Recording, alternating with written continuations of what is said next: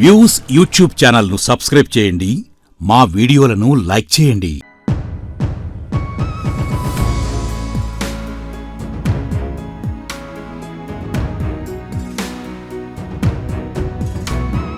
నమస్కారం.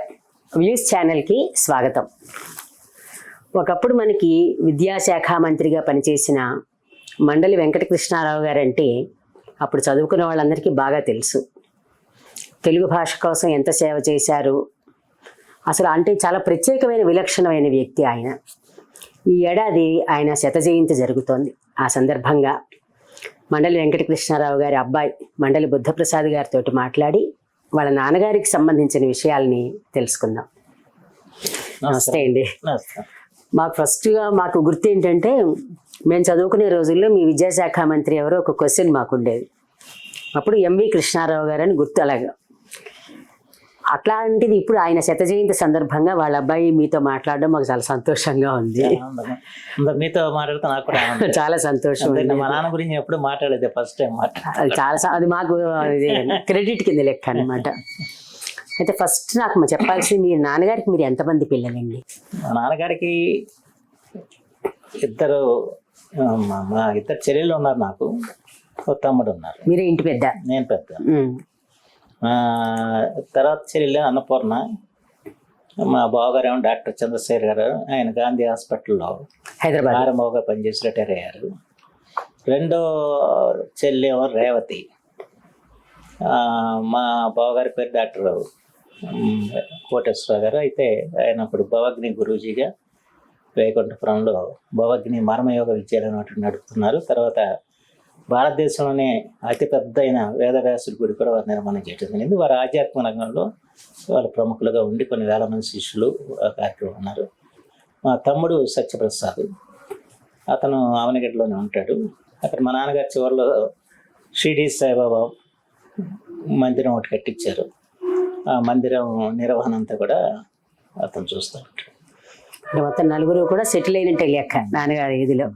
జనరల్గా ఏంటంటే, ఇప్పుడు మీ నాన్నగారు ఒక రాజకీయ నాయకుడిగా అందరికీ నేను ఉపయోగించే పదం ఏంటంటే, ఇప్పుడు అర్థం మారిపోయింది కాబట్టి రాజకీయ నాయకులు కాకుండా రాజనీతి నాయకుల కింద చెప్పుకోవాలి ఇప్పుడు మనం. అంటే రాజనీతి అనుసరించిన పేరు ఉంది ఆయనకి.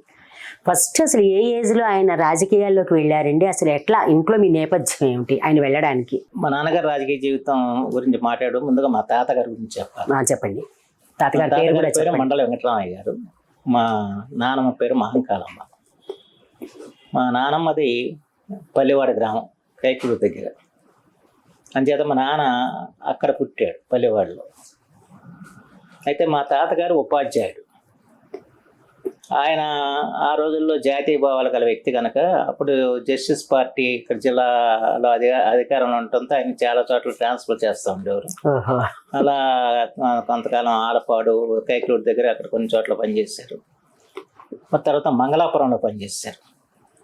మంగళాపురంలో పనిచేసినప్పుడు ప్రసిద్ధ కమ్యూనిస్ట్ నాయకులు చండ్ర రాజేశ్వరరావు గారు, తర్వాత వారి సోదరుడు చండ్ర రామలింగ గారు ఇద్దరు మా తాతగారి దగ్గర చదువుకున్నారు.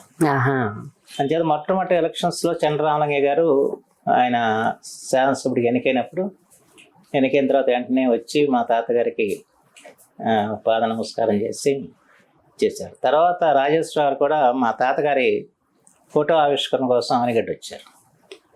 అప్పుడు మేము ఈ రకంగా ఉన్నామంటే దానికి కారణం మా గురువు గారు. అంటే ఆ రోజుల్లో మాకు పెద్ద పరిచయం, ఒంట్లు అంటే ఏంటో తెలియదు, ఏనుగులు అంటే ఏంటో తెలియదు, ఉండేది. అవన్నీ ఆయన మట్టితో చేసి చూపించేవారు. ఆ రకంగా మాకు ఆయన జ్ఞానాన్ని వృద్ధి చేశారు. అంచేత ఆయన దగ్గర చదువుకున్న మేమంతా ఒకటి ఇంత స్థాయికి రావటం కారకుడు ఆయన చెప్పి రాజేశ్వర గారు చెప్పారు. అయితే మా నాన్నగారికి కూడా అంటే ఆయన భావాలు, జాతీయత భావాలతో ఉండేవాడు. అంతేకాకుండా ఆయన తర్వాత బాదరపల్లి గ్రామంలో ఆయన స్థిరపడి అక్కడ పనిచేస్తూ ఉండేవారు టీచర్గా. అక్కడ పనిచేస్తూనే ఆయన గ్రంథాలయం స్థాపించాడు ఆ రోజుల్లో. ఆ గ్రంథాలయంలో రోజున వీరేశ్వరం గారి పుస్తకాలు ఇలాంటివన్నీ కూడా దాంట్లో పెట్టి పిల్లలు అక్కడ గ్రామస్తుల్ని ఈ చదువు మీద వాళ్ళకి అభిలాష కలిగించే కార్యక్రమం రోజులు చేశారు. అక్కడ ఒక ఆశ్చర్యకరం అంటే మా ఊరు పక్కన నంగేగడ్డ అని ఒక గ్రామం ఉంది. నంగేగడ్డ గ్రామంలో అమ్మలు విశ్వనాథ భాగవతారి గారిన ప్రసిద్ధి పొందిన హరికథకుడు. ఉమ్, ఆయన ఈ గ్రంథాలయానికి వచ్చి ఇక్కడ రుక్మాంగద చరిత్ర ఏదో హరికథ పుస్తకం ఉంటే ఆ పుస్తకం చదివి ఆయన బట్టి అనుకోకుండా ఆయన ఎవరో ఒక హరికథకుడు రాకపోతే ఎట్లాగని వాళ్ళందరూ కంగారు పడతామని నేను చెబుతానని చెప్పేసి ఆయన ఈ తను బట్టి పట్టిన హరికథని చెప్పటం. ఓహో. అక్కడి నుంచి ఆయన పెద్ద హరికథ విద్వాంసుడై ఆంధ్ర విశ్వవిద్యాలయం చేత కళాప్రపూర్ణ విడుదల కూడా పొందాడన్న. బా. ఉమ్, అంటే అది మా తాతగారు స్థాపించే గ్రంథాలయం ద్వారా అందిన ఒక ఘనత అది. ఇదన్నది. అలా ఆ రోజుల్లో మా తాతగారు ఆ ప్రభావంతో ఉండేవాళ్ళు. అయితే అంటే ఆయన ఉపాధ్యాయుడు కనుక ప్రత్యక్షంగా ఆయన రాజకీయాల్లో పాల్గొకపోయినా అదే సమయంలో మా నాన్నగారు అవనగడ్డలో హై స్కూల్లో ఆయన చదువుకుంటుండేవారు. చదువుకుంటా ఉన్నప్పుడు ఒకటే మా తాతగారి ప్రభావం, రెండోది అక్కడ ఉపాధ్యాయుడు చిలకపాటి సుబ్బారావు గారు ఉండేవారు. ఉమ్, ఆయన కూడా మా నాన్నగారిని ప్రభావితం చేసి ఈ స్వాతంత్రోద్యమం వైపు వెళ్ళటానికి కారకుడులో వారి గురువు గారు అయిన సుబ్బారావు కూడా కద్దర కట్టాలంటాం. అట్లా ఆయన చదువుకునే రోజుల నుంచి కద్దర కట్టేవాడు, వేరే కట్టేవాడు కాదు. ఈ లోపల వ్యక్తిగత సత్యాగ్రహం వచ్చింది. వ్యక్తిగత సత్యాగ్రహం వచ్చినప్పుడు అవనగడ్డలో ముగ్గురు స్వాతంత్ర సమరయోధులు, ఒక చోట వేమూరి నారాయణమూర్తి గారిని, మరో చోట చిరుగోలు రాధాకృష్ణమూర్తి గారు, ఇంకో చోట ఏలేశ్వర కృష్ణమూర్తి గారు. ఈ ముగ్గురు 3 రోజుల పాటు వాళ్ళు వ్యక్తి సత్యాగ్రహం చేశారు. చేస్తే అప్పుడు వీళ్ళు పిల్లలకి వెళ్ళి చూడటం, జైలు కొడతాం ఇవి చేశారు. చేస్తే పోలీసులు వాళ్ళని అరెస్ట్ చేయటం, వీళ్ళని చెదరగొడతాం, అలాగ కొంత ప్రభావం స్వాతంత్రోద్యమంలో ప్రారంభమైంది. నాకు చిన్న డౌట్ అండి, వ్యక్తి సత్యాగ్రహం అంటున్నారు కదా, అంటే ఇండిపెండెంట్ గా చేస్తారా? అంటే కొత్తగా అంటే వింటున్నాను ఆ గాంధీ పదాన్ని. గారు పెట్టిందంటే కొంతమంది సెలెక్ట్ చేసేవాడు, ఎవరు పడతారు చేయడానికి వీళ్ళు. గాంధీ గారికి కొన్ని నిబంధనలు పెట్టి కొంతమంది వాళ్ళు మాత్రమే చేయాలి. వాళ్ళు మాత్రం చేయాలి. ఫస్ట్ టైం వింటున్నాను. అవనగడ్డలో ముగ్గురిని చేశారు. ఆ, ఆ తర్వాత 42లో మనకు క్విట్ ఇండియా ఉద్యమం వచ్చింది. అవునండి. క్విట్ ఇండియా ఉద్యమం వచ్చినప్పుడు ఈయన స్కూల్లో చదువుకుంటా అక్కడ హై స్కూల్లో జెండా ఎగరేయటానికి ప్రయత్నం చేయటం, అక్కడ జెండా ఎగరేయటం, అప్పుడు పోలీసులు పట్టుకోవటం, పెద్ద ఇది కదా అప్పుడు. పోస్టర్లు అంటించడం, ఉమ్, వీళ్ళ చేతికి మైదా ఉంటే పట్టుకుని తీసుకెళ్ళటం. అయితే తీసుకెళ్ళిన తర్వాత ఏంటంటే మైనర్లు కనుక వాళ్ళు అరెస్ట్ చేయకుండా బెదిరించేసి పంపించేశారు. అప్పుడు ఏమైందంటే ఈయన ఈ వ్యక్తి సత్యాగ్రహానికి క్విట్ ఇండియాకు మధ్యలో దిగుతాలూకా కాంగ్రెస్ సమితిని ఒకటి ఏర్పడి, ఉమ్, ఆ కాంగ్రెస్ సమితి వేములపల్లి నాయ గారిని, ఆయన కూడా తర్వాత ఉపాధ్యాయుడిగా పనిచేశారు. ఆయన అధ్యక్షుడిగాను, ఉమ్, మా నాన్న సెక్రటరీగా పనిచేశారు. ఓహో. ఆ తర్వాత విద్యార్థి కాంగ్రెస్లో పనిచేశారు. అయితే ఆయన మొదటి నుంచి ఏంటంటే ఈ ట్రైనింగ్ క్యాంప్, శిక్షణా శిబిరాలు పెట్టడం అలవాటు ఎక్కడ ఉన్నప్పుడు కూడా. అలాగే ఆంధ్ర పౌరసత్వ కళాశాలని, ఆంధ్ర విద్యార్థి శిక్షణా శిబిరం ఇలాంటివి పెట్టారు. ఆచార్యంగా గారిని, తర్వాత 5 కాళేశ్వర గారిని, వీళ్ళందరినీ తీసుకెళ్ళి వాళ్ళతో శిక్షణ ఇప్పించేవారు. ఆ తర్వాత సేవాదళ్ళు సంబంధించిన పెడితే ఇనాందార్ అని చెప్పి భారత సేవాదళ ఆర్గనైజర్, ఆయన కూడా వచ్చి అక్కడ ఇవన్నీ అవనగడ్డలో ఆయన నడిపిన కార్యక్రమాలు. ఆ రకంగా తానే కాకుండా ఇంకొంతమందిని ప్రభావితం చేసి వాళ్ళందరినీ కూడా ఈ జాతీయోద్యమం వైపు నడిపించే ప్రయత్నం చదువుకునే రోజుల్లో జరిగింది. నాన్నగారు వాళ్ళు ఒక్కలేనండి అబ్బాయి, అన్నదమ్ములు లేదు అన్నారు, 3 అన్నదమ్ములు ఉన్నారు. మిగిలిన వాళ్ళు రాజకీయాల్లో రాలేదు ఇంకా? రాజకీయాలు అంటే ఒక ఆయన మా నానమ్మ గారి ఊర్లో పల్లివాళ్ళు ఉండేవారు, మరో బాబాయ్ ఏమో తర్వాత బోదరపల్లి సర్పంచ్ కూడా పనిచేశారు, జనార్దన్ రావు గారు. కానీ ఎక్కువగా వచ్చింది ఈయన ప్రముఖంగా. ఈయన ఎంతో స్వయం కృషితో వచ్చిన వ్యక్తి. అప్పుడు అలా కాంగ్రెస్ పార్టీలో ఆయన పనిచేస్తూ తూర్పు కృష్ణా జిల్లా కాంగ్రెస్కి ఆయన సెక్రటరీ అవ్వటం. ఆ సెక్రటరీ అయినప్పుడు ఈ రాష్ట్ర అంటే దీని ముందు ఏం జరిగిందంటే, ఇది స్వాతంత్రోద్యమం జరుగుతూ ఉన్న సమయంలో ఈ చిలకపాటి సుబ్బారావు అనే మాస్టర్ గారు మా నాన్నని తీసుకెళ్ళి గొట్టిపడే బ్రహ్మయ్య గారికి పరిచయం చేశారు. ఆ ప్రాంతంలో బ్రహ్మయ్య గారే స్వాతంత్రోద్యమ నాయకుడు. ఆయనకు పరిచయం చేసిన తర్వాత ఆయన వెంట తిరుగుతూ ఈ కార్యక్రమాలు, రాజకీయ కార్యక్రమాల్లో పాల్గొంటూ ఉండేవారు. ఆ తర్వాత ఇక బ్రహ్మయ్య గారి సంగతి తెలుసు కదా, ఆయన చాలా సంవత్సరాలు జైల్లో ఉన్నాడు. గాంధీ గారిని తీసుకొచ్చాడు 1929వ సంవత్సరంలో ప్రాంతానికి. ఆ తర్వాత మన శాసన మండలికి అధ్యక్షులుగా పనిచేశారు. బ్రహ్మయ్య గారు ఆయన మన రాష్ట్ర రాజకీయాల్లో చాలా ప్రముఖమైన పాత్ర నిర్వర్తించిన వ్యక్తి. వారి వెంట తిరుగుతూ మా నాన్నగారు నీలం సంజయ్ రెడ్డి గారితోనూ, అల్లూరు సత్యనారాయణ గారితో, బిదవాడ గోపాల్ రెడ్డి గారితో వీళ్ళందరితో పరిచయాలు పెంచుకోవటం, వాళ్ళందరూ ఈయన్ని చాలా అభిమానించేవాళ్ళు.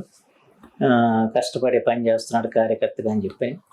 ఆ తర్వాత నవీనాంధ్ర అని చెప్పి ఒక పత్రిక కూడా నడిపి ఆ రోజుల్లో కాంగ్రెస్ ప్రచారానికి అది కూడా ఆయన సంపాదకుడిగా పత్రిక కూడా నడిపారు. అలా తూర్పు కృష్ణా జిల్లా కాంగ్రెస్ కార్యదర్శిగా ఉన్నప్పుడు వీరందరితో ఎక్కువగా సన్నిహిత సంబంధాలు ఏర్పడతాం. ఈ నాయకులందరూ కూడా మా నాన్న ప్రోత్సహిస్తాం జరిగింది. ఆ తర్వాత అల్లూరి సత్యనారాయణ గారు రాష్ట్ర కాంగ్రెస్ అధ్యక్షులు అయినప్పుడు మా నాన్నని తీసుకెళ్ళి రాష్ట్ర కాంగ్రెస్కి సంయుక్త కార్యదర్శిగా వేశారు. అట్లా ఆయన కింద స్థాయి నుంచి ఆయన కృషితో ఎదుగుతూ వచ్చారు కాంగ్రెస్ పార్టీ. చదువు ఎట్లా ఎంతవరకు చదివారు? చదివారు. ఆయన బిఏ చదివింది ఎక్కడంటే బందర్ హిందూ కళాశాలలో. బందర్ హిందూ కళాశాలలో డిటెన్షన్ విధానానికి వ్యతిరేకంగా ఇక్కడ పోరాటం, లాఠీ దెబ్బలు తినటం అవన్నీ జరిగింది విద్యార్థి నాయకుడిగా. అక్కడ విద్యార్థి నాయకుడిగా ఉన్నప్పుడే మనకి ఈ స్వాతంత్రోద్యమంలో కూడా పనిచేయటం. కాశీనాథ పూర్ణమల్లికార్జున గారు అప్పుడు జిల్లా కాంగ్రెస్ ప్రెసిడెంట్గా ఉండేవారు. ఆయన చాలా బాధ్యతలు ఈయనకి అప్పచెప్పి చేసేవాళ్ళు. మొట్టమొదటి స్వాతంత్ర దినోత్సవానికి బందర్ అంతా కూడా అలంకరించి పెద్ద ఉత్సాహభరితంగా స్వాతంత్ర దినం జరపడంలో మా నాన్న ప్రముఖ పాత్రధారని చెప్పి పూర్ణమల్లికార్జున గారు చెబుతూ ఉంటారు. ఆ రకంగా ఏంటంటే ఆయన చిన్ననాటి నుంచి ఈ కార్యక్రమంలో పాల్పంచుకుని వచ్చారు. అయితే ఆయన జీవితంలో మనం గమనించాల్సింది ఏంటంటే ఆయన ఒక సామాన్య కుటుంబంలో పుట్టి కేవలం ఒక అభివృద్ధి పదంలో నడపాలి, ఈ ప్రాంతాన్ని బాగు చేయాలి, ఈ ప్రాంతానికి వెనుదంగా నిలవాలని చెప్పిన ఆలోచన తప్ప వేరే ఆలోచన ఉండేది. ఆ రకంగా ఏంటంటే ఆయన సేవాభావంతో మొట్టమొదటిగా ఏంటంటే ప్రకాశం గారు మంత్రివర్గం ఉన్నప్పుడు రాష్ట్రంలో ఏర్పడ్డప్పుడు మద్రాసు రాష్ట్రానికి ప్రకాశం గారు ముఖ్యమంత్రిగా ఉన్నప్పుడు ఇక్కడ బంజరు భూముల్ని పంపిణీ చేయాలని చెప్పి ఒక ఉద్యమాన్ని లేవదీయటం జరిగింది. ఆ చివరికి ప్రకాశం గారు గవర్నమెంట్ దాన్ని అంగీకరించడం, మా అవనగడ్డ నియోజకవర్గంలో దాదాపు 12,000 ఎకరాలు ఆ రోజున పంపిణీ మొట్టమొదటిగా రాష్ట్రంలో జరిగిన పంపిణీ ఎక్కడ జరిగిందంటే బోదరపల్లి గ్రామంలో మా నాన్నగారి ఆధ్వర్యంలో జరిగింది. ఆనాటి రెవెన్యూ మంత్రి కడప కోటిరెడ్డి గారు వచ్చి వారు దాన్ని పంపిణీ చేశారు. ఆ రకంగా రాష్ట్రంలో బంజరు భూములు పంపిణీ జరగటానికి ఈయన పాత్ర చాలా ప్రముఖమైంది. ఆ రకంగా ఎప్పుడు ఉంటే పేదల గురించి ఆలోచిస్తూ ఉండేవాడు. వాళ్ళకి ఏదో రకంగా మనం సాయం చేయాలని చెప్పిన ఒక భావంతో వెళ్తూ ఉండేవారు. ఆ తర్వాత ఆయన అనుకోకుండా ఆయన అడగకుండానే సంజయ్ రెడ్డి గారు, అల్లూరి సత్యనారాయణ ఇద్దరు ఆలోచించి 57లో పార్లమెంట్ ఎన్నికలు వస్తే రెండవ పార్లమెంట్కి ఈయన బందర్ పార్లమెంట్ అభ్యర్థిగా ప్రకటించడం జరిగింది. ప్రమేయం లేకుండానే అప్పటికంతా 30 ఏప్రిల్లో అంతా ఉంటుంది. బందర్ పార్లమెంట్కి ఎవరు నిలబడతాం అక్కడ గెలవటం జరిగింది. అయితే అప్పుడు రాజకీయాలు వేరు. ఈయన ఏంటంటే కనీసం చాలా సామాన్య కుటుంబం, డిపాజిట్ కట్టే పరిస్థితి కూడా ఉండేది కాదు. అల్లూరి సత్యనారాయణ గారు డిపాజిట్ కట్టారని చెప్పి అంటారు. అయితే ఆ రోజున డబ్బుతో పని లేదు, వ్యక్తిత్వాన్ని చూసి ఓటేసేవారు. ఆ రకంగా మా నాన్నగారు ఎంపీగా గెలవటం జరిగింది. అయితే ఇవాళ ఎంపీగా నిలబడాలంటే కోటాను కోట్ల రూపాయలు కావాలి. ఎంత మార్పు అంటే ఇప్పుడు నాకు ఈ సజన సందర్భంలో కూడా నేను ఎక్కువగా మాట్లాడాలనుకుంది ఈ విధం. ఎందుకంటే ఒక సామాన్యంగా చాలా మంది కార్యకర్తలు పనిచేస్తూ ఉంటారు. అవునండి. ఇంకా పని చేసి వాళ్ళ పని విధానాన్ని బట్టి వాళ్ళని ఎదుగుదలకి పై నాయకులు దోహదపడతా ఉండేవాళ్ళు. అది పోయి ఈ రోజు ఏమందంటే ఎవరి దగ్గర డబ్బు ఎక్కువ ఉంది, ఎవరు ఎక్కువ డబ్బు ఖర్చు పెడతారు అని చెప్పి ఆలోచన చేసే పరిస్థితికి వాళ్ళ సమాజం వచ్చింది, పార్టీలు వచ్చాయి. దాంతో ఏమైందంటే వాళ్ళ కోటీశ్వరులు తప్ప సామాన్యుడికి ఎవరికి కూడా ఎన్నికల్లో పోటీ చేయదు. కనీసం పంచాయతీ మెంబర్కి వెళ్ళాలని కూడా ఆ రకమైన పరిస్థితి వచ్చింది. కానీ ఆ రోజుల్లో అలా కాదు. నిజాయితీ మీద పనిచేసే విధానం మీద ఉండేవాళ్ళు. ఆయనకి ఏంటంటే ఆ రోజుల్లో ఒకటేమో కమ్యూనిస్టులతో పోరాటం, మా ఏరియా పెద్ద కమ్యూనిస్టులు కంచుకోటగా ఉండేది. రెండోది చలపల్లి రాజా గారు. ఆయన అప్పట్లో జస్టిస్ పార్టీగా ఉండేవారు. తర్వాత కాంగ్రెస్లోకి వచ్చారు అనుకోండి. వీళ్ళందరినీ అధిగమించి ఈయన ఎదిగాడంటే దాని వెనకాల ఎంత కార్యదీక్ష ఉంటే, ఎంత కృషి ఉంటే, చాలా తట్టుకోవాలి ఎదిగారన్నది వాళ్ళ గమనించాల్సిన అవసరం అది తప్పనిసరిగా. ఎందుకంటే ఒక సామాన్యమైన వ్యక్తి, ఏమీ లేని వ్యక్తి ఆ రకంగా ఒక ఉన్నత స్థాయికి ఎదిగాడంటే దాని వెనకాల ఆయన ఎంత కష్టపడ్డాడు, ఎంత సహనంతో వివరించాడు, ఎంత కృషి చేశాడు. కృషి ఉంటే మనుషులు ఋషులు అవుతారు, మహాపురుషులు అవుతారు. కరెక్ట్. ఆ రకంగా ఎదిగిన వ్యక్తి మా నాన్నగారు, దాంట్లో ఎటువంటి సందేహం లేదు. అయితే ఎదిగిన తర్వాత ఆయన కార్యాచరణ అంతా కూడా దివ్యం అంటే అప్పుడు అన్ని రంగాల్లో వెనకబడి ఉండేది. ఈ ప్రాంతాన్ని ఏ విధంగా ముందుకు తీసుకెళ్ళాలన్నది ఆయన ప్రధానమైన కర్తవ్యంగా ఉండేవాడు. ఆయనకు పార్లమెంట్ మెంబర్కి ఖచ్చితంగా టెలిఫోన్ సౌకర్యం కల్పించాలి, అది యాజ్ పర్ రూల్. రూల్ ప్రకారం. ఆ రకంగా ఎవరికైతే టెలిఫోన్ సౌకర్యం మొట్టమొదటి మీరేనా? సౌకర్యం మా ఇంటికి వచ్చిందంటే ఆ రోజుల్లో నాకు కూడా తెలుసు అది హ్యాండ్లింగ్ చేస్తూ ఉండేవాడు. అవునండి, ఒకటేం పోస్ట్ ఆఫీస్ లో ఉండేది, ఒకటేం మా ఇంట్లో ఉండేది. అది అందుకని అక్కడ మోగుతూ ఉండేది, ఇక్కడ మోగుతూ ఉండేది ఫోను. ఇక తర్వాత మా నాన్న మళ్ళీ ఇంటింటికి తిరిగి మీరందరూ కూడా నమోదు చేసుకోండి టెలిఫోన్ అని చెప్పి కొంతమంది ఉన్న వాళ్ళందరి చేత కూడా నమోదు చేయించి అప్పుడు మళ్ళీ యావనగడ్డలో ఎక్స్చేంజ్ తీసుకొచ్చి టెలిఫోన్ పెట్టించారు. ఇప్పుడు మీరు నాకు ఒకటి సందేహం, ఇప్పుడు ఈయన ఇంత కష్టపడి ఇలా రాజకీయాల్లో ఎదుగుతూ ఎత్తుపల్లాలు చూస్తూ ఈ లాఠీ దెబ్బలు తింటూ ఇలాంటి మీ నాయనమ్మ గారికి ఎట్లా ఉండేది అప్పుడు? వాళ్ళు ప్రోత్సహించారు, వాళ్ళు ఎవరు అడ్డం పెట్టిన అసలు అడ్డం లేదు. అంటే ఒక తల్లిగా ఆవిడ ప్రోత్సాహం చేయకపోతే చేయలేరు కదా. ఒక్కొక్కసారి వదిలేసుకుని వచ్చేసి కూడా చేసుకుంటూ ఉంటారు కదండి. అందుకంటే మా తాతగారు బావాలి కదా ఆయన, అంటే రాజకీయాలు ఎంత ఎదుగుతారు అని అయితే అనుకోలేదు కదా. అంటే ఒక తల్లిగా ఏంటంటే ఎప్పుడు కొడుకు కష్టపడుతుంటే తల్లి మనసు వేరేగా ఉంటుంది కదా, అందుకనండి. ఏమందండి బిఏ అయిపోయిన తర్వాత ఇక రాజకీయాలు కాదని నువ్వు న్యాయవాద చేపట్టాలి, బిఏలు చదవమని చెప్పి పంపించారు. అంటే ఆంధ్ర యూనివర్సిటీలో అప్పుడు కేవీ గోపాల్ సింగ్ రిజిస్ట్రార్ ఉండేవాడు, ఆయన సీట్ అయితే ఇప్పించారు. అంటే మా పెదనాన్నగారు ఒక ఆయన అక్కడ పనిచేస్తూ ఉండేవాడు. అయితే ఈ కార్యకర్తలు వచ్చి మీరు ఎట్లా వెళ్ళిపోతే ఇక్కడ ఏంటి పరిస్థితి అని చెప్పేసి అదేవిడికి ఆగిపోయాడు. ఆయన అయిపోయి జిల్లా కాంగ్రెస్లో పనిచేస్తూ వచ్చారు అన్నమాట. అందుకని ఆయన చదువు కొనసాగించాలి, అక్కడితో ఆగిపోయింది. ఆగిపోయింది వెంటనే ఈయన ఎంపీ అయిపోయాడు కదా.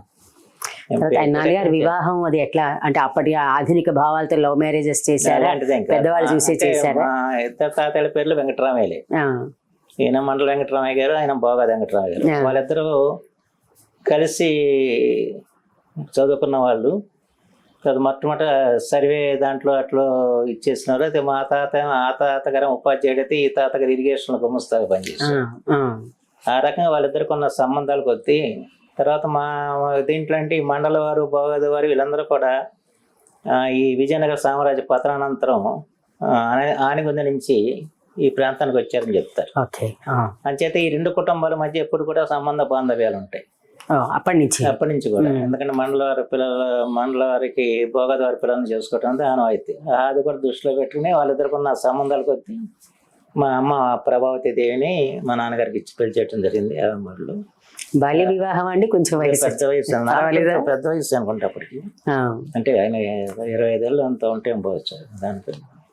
అయితే ఇప్పుడు మీరు అన్నట్టుగా జనరల్గా మన రాజకీయాల్లో చూసినప్పుడు ఒక రాజకీయ నాయకుడి పిల్లలు కొందరు ఎదుగుతున్నారు కానీ కొందరు అసలు పక్కకి వెళ్ళిపోవడం కానీ ఏదో ఒకటి అవుతుంది. తర్వాత మీరు చాలా విషయాలు చెప్తున్నారు, మీ తాతగారికి సంబంధించినవి కానీ, పార్టీలకు సంబంధించినవి కానీ, రాజకీయ నాయకులు కానీ.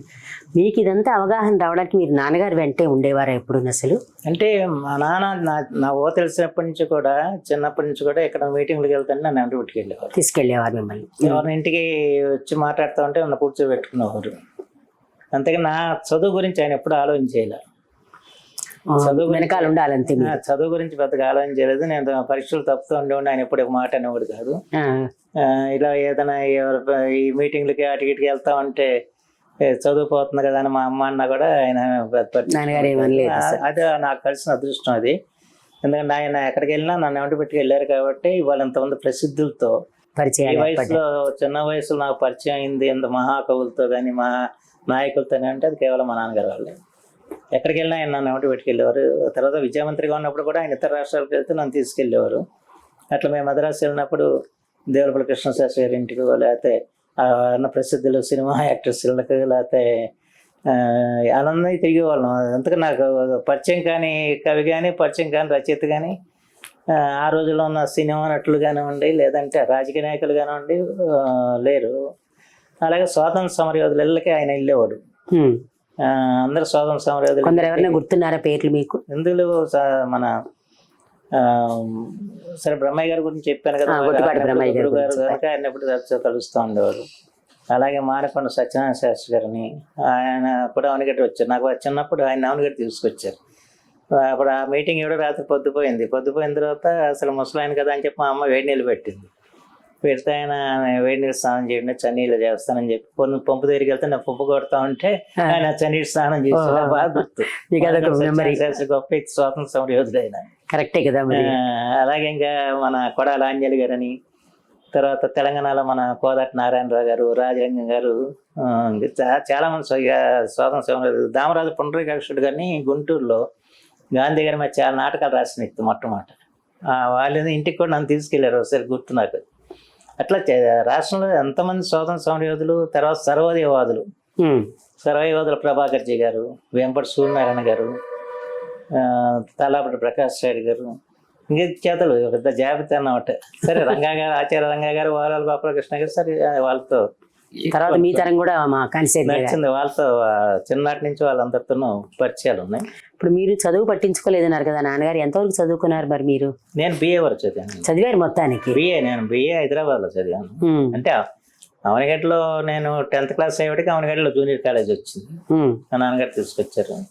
అప్పుడు జూనియర్ కాలేజ్ చదివాను. ఇక తర్వాత డిగ్రీ కాలేజ్ అప్పటికి లేదు అవనగడ్డలో. ఈ లోపల మా నాన్న విద్యామంత్రి అవ్వడంతో మేము హైదరాబాద్ వెళ్ళాల్సి వచ్చింది. అప్పుడు హైదరాబాద్ న్యూ గవర్నమెంట్ కాలేజీని ఆ కాలేజీలో చదివా. నేను గవర్నమెంట్ కాలేజీలో తెలుగు మీడియంలో చదివా. దాని వరకు నేను డిగ్రీలో కూడా తెలుగు మీడియమే. మాకు తెలుగు గురువు ఎవరంటే గంగప్ప గారు, గంగప్ప గారు. అట్లా మొత్తం తెలుగులోనే చదివాను. మీ నాన్నగారు కూడా తెలుగు అభిమానం చాలా విపరీతంగా, మీరు కూడా తెలుగు అభిమాని. అంటే నేను ఒక డిగ్రీలో చదివేప్పుడే ప్రపంచ తెలుగు మహోత్సవాలు జరిగాయి కదా, వాటి గురించి ఇప్పుడు అడుగుతున్నాను. జరిగే కనుక దాంట్లో నేను కార్యకర్తగా ఇన్వాల్వ్ అయిపోయా దాంట్లో బాగా. నాకు తెలిసినట్టుగా ఇప్పుడు ఉన్న వాళ్ళు ఎవరికి తెలియదు తెలుగు. అందుకే నాకు అవే కావాలి. ఇప్పుడు మీ నాన్నగారి విషయంలో ఒక 3 సంఘటనలు అడుగుతాను. ఒకటి జయాంధ్ర మూమెంట్ మీ నాన్నగారు ఉన్నప్పుడే జరిగింది. రెండోది మీరు చెప్పినట్టుగా ప్రపంచ తెలుగు మహాసభలు హైదరాబాద్లో జరగడం ఒకటి. మూడోది దీసీమ ఉప్పెన. ఈ 3 ఘటనలు కూడా నాన్నగారు చూశారు. ఆయనతో అప్పుడు మీరున్నప్పుడు అప్పుడున్న ప్రత్యేకతలు చెప్పండి. మీరు అన్నట్టుగా తెలుగు మహాసభలు ఎవరు చెప్పలేరు. ఏంటో జయాంధ్ర ఉద్యమం ప్రత్యేకించి చెప్పదగ్గ విషయం. ఎందుకంటే జయాంధ్ర ఉద్యమంలో ఆయన 72లో ఆయన పివి నరసింహారావు మంత్రివర్గంలో సాంఘిక సంక్షేమ మంత్రి అయ్యారు. అది ఆయన నీకే శాఖ కావాలని చెప్పి అడిగితే సాంఘిక సంక్షేమ శాఖ కావాలి. ఇదేంటి నేను పెద్ద శాఖ తెద్దాం అనుకున్నాను, ఇది అడుగుతున్నావు నువ్వు అన్నారు. అంటే మన లక్ష్యం ఏంటి? పేదరికాన్ని తొలగించడం, పేదవాళ్ళకి సహాయపడతాం. అది ఈ సాంఘిక సంక్షేమ శాఖలో ఉంటే తప్ప శాఖలో చేయటం వీలవదు. అందుకని నేను ఈ శాఖ తీసుకుంటానంటే సరే. అప్పుడు ఆయన దాంతోపాటు మత్స్య శాఖ కూడా ఇచ్చి మంత్రిని చేశారు. అయితే సాంఘిక సంక్షేమ శాఖ మంత్రిగా ఆయన చేసిన పనులు, ఎందుకంటే అది ఎక్కువ కాలం ఈ జయేంద్రది రావటం తెలియలేదు, కానీ సాంఘిక సంక్షేమ శాఖ అంతా అప్పుడు హాస్టల్స్ ముందు చాలా అధ్వానంగా ఉండేవి. హాస్టల్స్ అన్నీ కూడా ఆయన మళ్ళా పునరుద్ధరించే కార్యక్రమం చేయటం, వాటిని సక్రమంగా చేయటం అది జరిగినాయి. దాంతోపాటు ఎవరో తెలియదు పివి నరసింహారావు ఛాందస్సుడని, లేకపోతే ఆయన సనాతనుడు అని చెప్పి అనుకుంటారు. కానీ వీళ్ళిద్దరూ కలిసి సాంఘిక సంస్కరణల మీద ఆలోచించారు. అది ఎవరికి తెలియదు చాలా మందికి. ఇవాళ ఏదైతే వర్ణాంతర వివాహాలు చేసుకున్న వాళ్ళకి మన ప్రభుత్వం తరఫున కొంత డబ్బు ఇస్తున్నారు కదా, అది ప్రవేశపెట్టింది మా నాన్నగారు పివి గారు గవర్నమెంట్. అలాగే ఉద్యోగాలు ఇస్తామని చెప్పారు. ఇవన్నీ జరిగింది ఎప్పుడంటే పివి గారు గవర్నమెంట్ లో జరిగిన కార్యక్రమాలు అవి. అంటే పివి నరసింహారావు గారు ఎంతటి సంస్కరణవాద అనటానికి, ఆయన సంస్కరణవాదులు భూ సంస్కరణలు అవి ఇవి చాలా ఇది తెలియదు. సాంఘిక సంస్కరణ మా నాన్న ప్రోత్సహించి ఆయన నడిపించాడు అన్న సంగతి చాలా మందికి తెలియదు. అంచేత కుల నిర్మూలన ఉద్యమం పెద్ద ఎత్తున చేపట్టారు. అది ఎక్కడన్నా వర్ణాంతరాలు చేసుకుంటే మంత్రులందరూ వెళ్ళేవాళ్ళు, ఆదరయ్యేవాళ్ళు. ఆ రకంగా ఒక పెద్ద మూవ్మెంట్ కింద క్రియేట్ చేశారు. ఎందుకంటే ఆంధ్ర రాష్ట్రానికి శాపం కులాలైన ఈ కులాలకు నుంచి ఆలోచన పెంచాలి, దాన్ని అధిగమించి ఆలోచించే విధంగా ఒక విశాలమైన దృక్పథం అలవేట్ చేస్తే తప్ప రాష్ట్ర పురోగతి లేదు అన్నది వాళ్ళిద్దరు ఆలోచన. అప్పుడు కానీ ఇప్పుడు దాని మీద నడుస్తుంది మొత్తం. దాని మీద ఆ రోజుల్లో ప్రారంభించింది మంచి ఆలోచన. అది కొంతకాలం వెంగళరావు గారు కూడా నడిపాడు, కానీ ఆ తర్వాత అది పోయింది. అది అప్పుడే చాలా సంస్కరణలు. స్టువర్ట్పురంలో ఈ దొంగల విషయం, అది మా నాన్నగారు మన లవణం గారిని, హేమలత లవణం గారు, గౌరా గారు వారందరిని ప్రోత్సహించి ఆ కార్యక్రమం చేయడంలో కూడా ఆయన ప్రధాన పాత్ర ఉంది. అలా ఆ రకంగా సంఘ సంస్కరణ విషయంలో చాలా చేశారు. ఈ లోపల ఏమైందంటే ఈ భూ సంస్కరణలు, మొట్టమొదటి నుంచి భూ సంస్కరణలు కావాలని తపన పడ్డవాడు మా నాన్నగారు. ఆయన ఎప్పుడో ఎన్నో సంవత్సరాలు దాని మీద వ్యాసాలు రాయటం, వ్యవహారం చేయటం వచ్చాడు. ఎందుకంటే బంజరు భూముల తర్వాత భూ సంస్కరణ గురించి. అయితే ఇది ఇందిరాగాంధీ గారు నిర్ణయం చేయటం భూ సంస్కరణ, దాన్ని అక్షరాలు అమలు చేసిన వ్యక్తి పివి నరసింహారావు గారు. దాంతో ఈ పెద్ద ఆయన మీద ఈ సంపన్న వర్గాలన్నింటికి కూడా ఆగ్రహం కలగటం, తత్ఫలితంగా జయాంధ్ర ఉద్యమం రావటం జరిగింది. ఆ జయాంధ్ర ఉద్యమం వచ్చేప్పటికి ఇక అది ఎక్కువ మన కృష్ణా జిల్లాలో ఎక్కువ.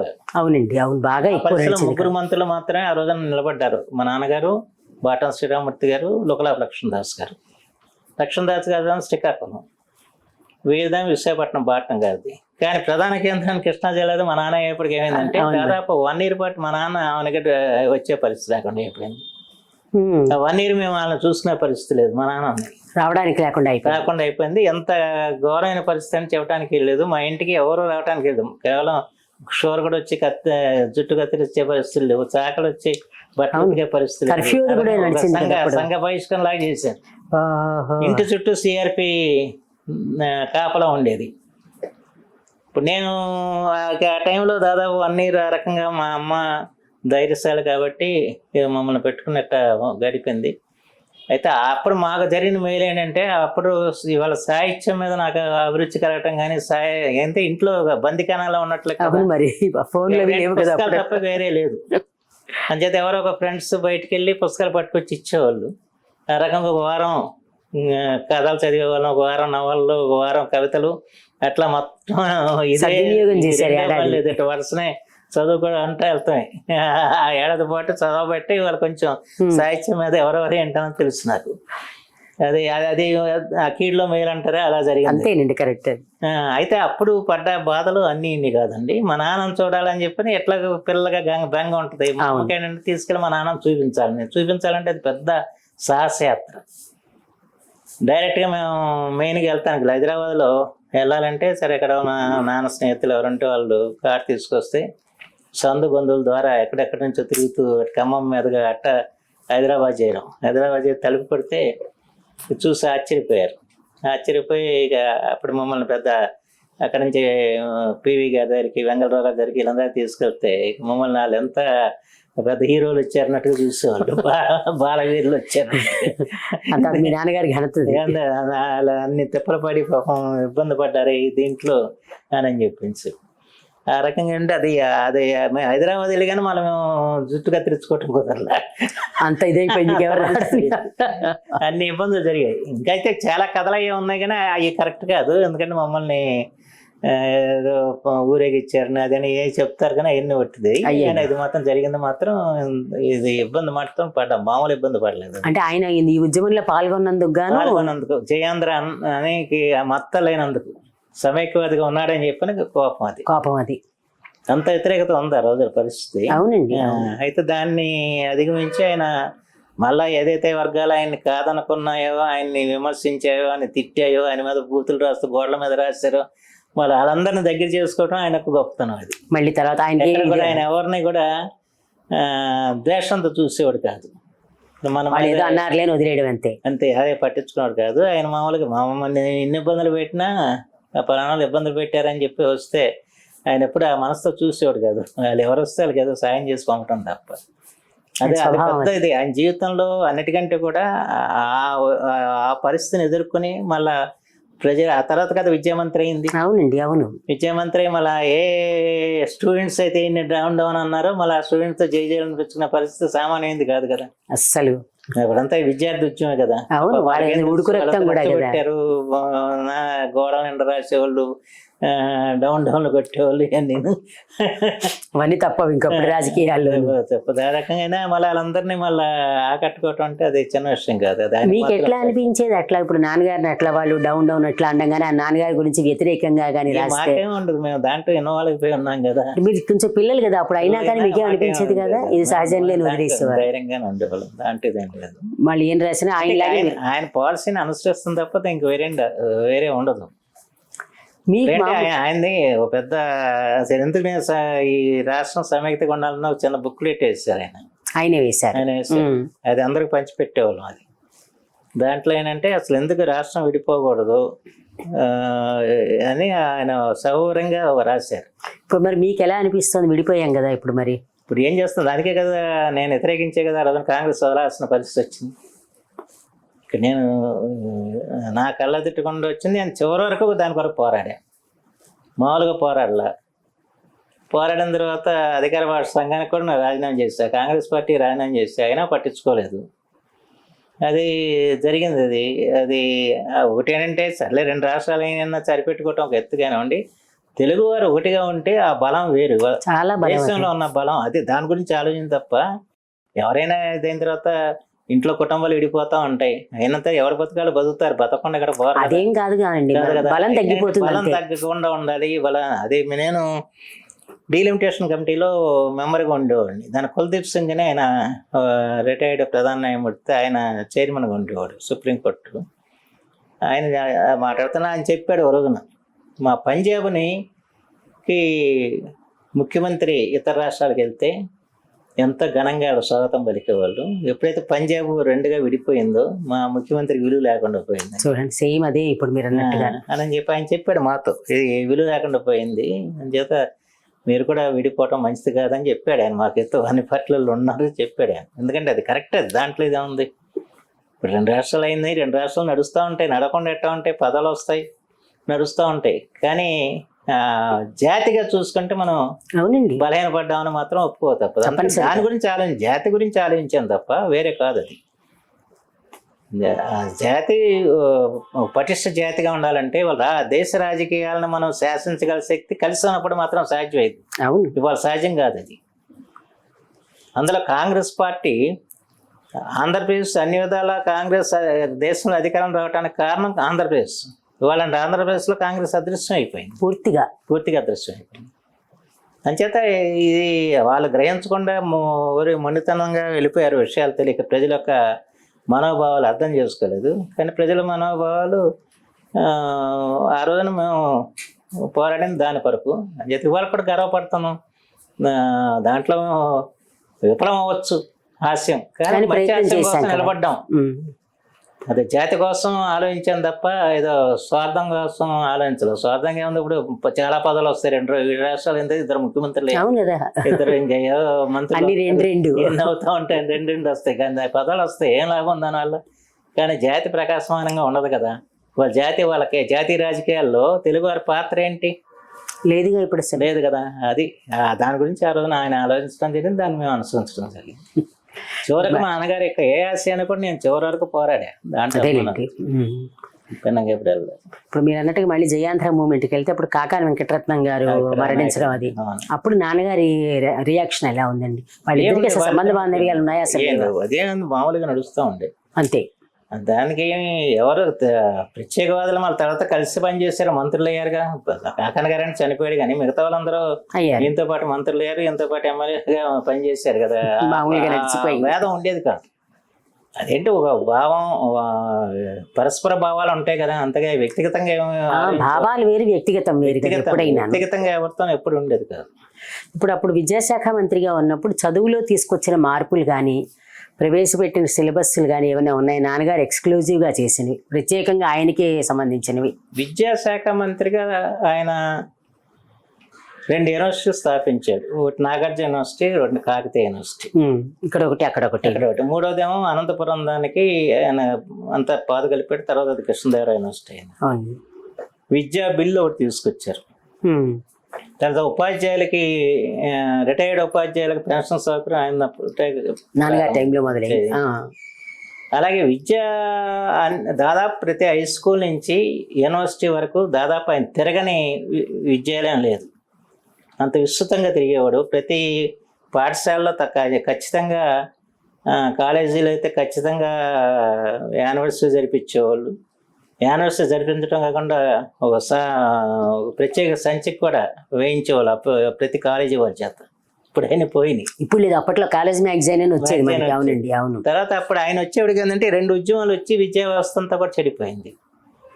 అటు జయేంద్ర, అంతపురం తెలంగాణ ఉద్యమం వచ్చింది, ఇక్కడ జయేంద్ర ఉద్యమం వచ్చింది. దాంతో ఎడ్యుకేషన్ సిస్టమ్ అంతా పూర్తిగా పోయింది, దెబ్బతింది.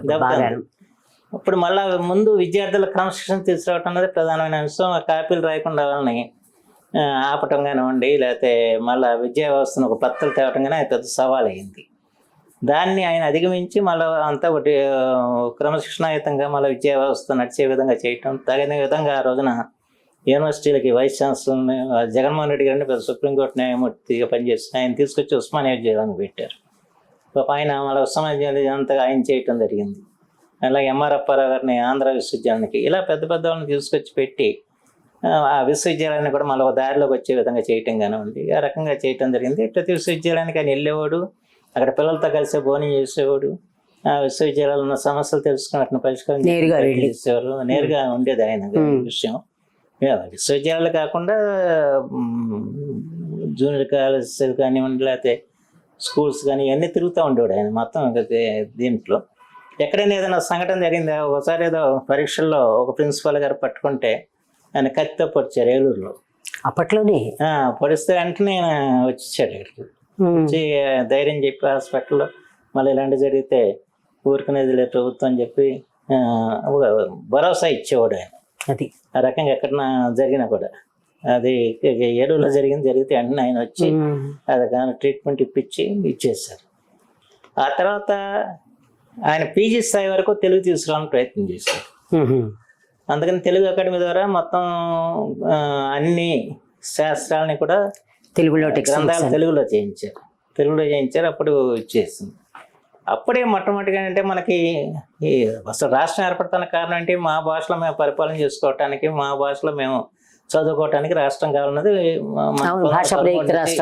ఏర్పడింది. కానీ అది జరగల.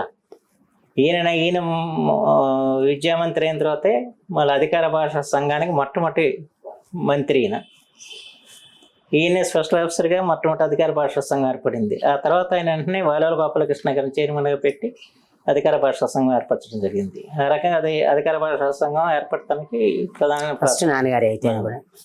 ఆ తర్వాత తెలుగు అకాడమీకి రెండో చైర్మన్, మొట్టమొదటి చైర్మన్ పివి గారు, ఆ తర్వాత రెండో చైర్మన్ ఆయన. తెలుగు అకాడమీ ద్వారా విస్తృతంగా గ్రంథాలను తయారు చేయటమే కాకుండా తెలుగు మీద అనేక సదస్సులు నిర్వహించటం, తెలుగు భాషను ఇంకే విధంగా వృద్ధి చేయాలి, తర్వాత ఇతర భాషల వాళ్ళకి తెలుగు నేర్పించేందుకు తరగతులు పెడతాం కానివ్వండి, ఇవన్నీ పెద్ద ఎత్తున జరిగేవి.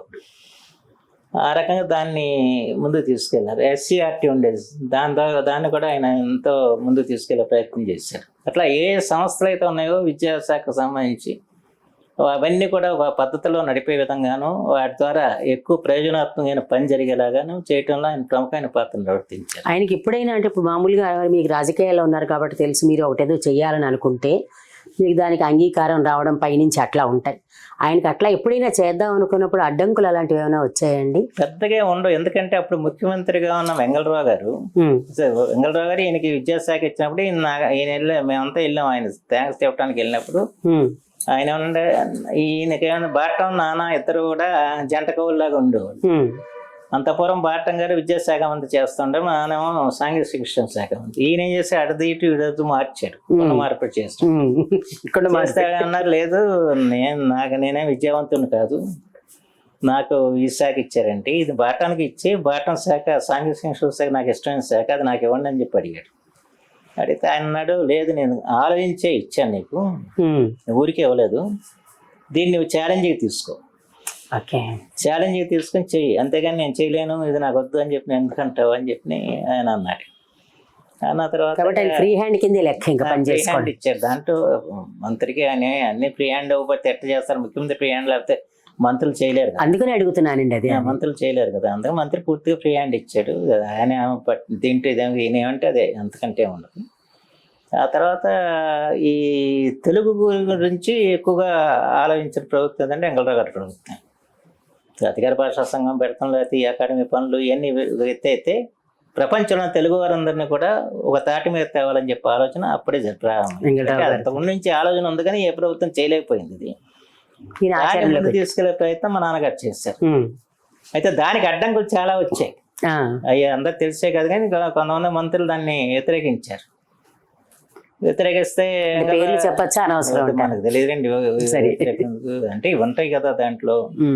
అయితే వెంగళరావు గారు మాత్రం కృష్ణ నీ పని నువ్వు చేసుకుంటూ పో, నీకెందుకు అని చెప్పేసి ఆయన్ని పంపించాడు. ఈయన మొత్తం దేశం అంతా తిరిగాడు. ఆయన దేశం అంతా తిరిగి అన్ని రాష్ట్రాలు తిరిగి వాళ్ళందరినీ ఉత్సాహపరిచి, అలాగే ఆ రోజుల్లో మనకి వాళ్ళ సెల్ ఫోన్లు లేకపోతే పోస్టులు ఉత్తరాలు రాయటం లేవు కదా, ఉత్తరాలు రాసి విదేశాలు ఎవరెవరు ఉన్నారు టంగుటూరి సూర్యకుమార్ గారిను లేకపోతే వీళ్ళందరినీ కూడా అక్కడి నుంచి పిలిపించి, తర్వాత కొంతమంది అమెరికన్స్ తెలుగు నేర్చుకుని ఆ రోజు తెలుగు జేపీఎల్ గ్రీన్ గారు ఇలాంటి వాళ్ళు ఉన్నారు, వాళ్ళందరినీ కూడా పిలిపించి అవన్నీ ఉత్తర ప్రత్యుత్తరాల ద్వారా జరిగినాయి. అప్పట్లో టెలిఫోన్లో కూడా అంత ఇది ఉండే కాదు.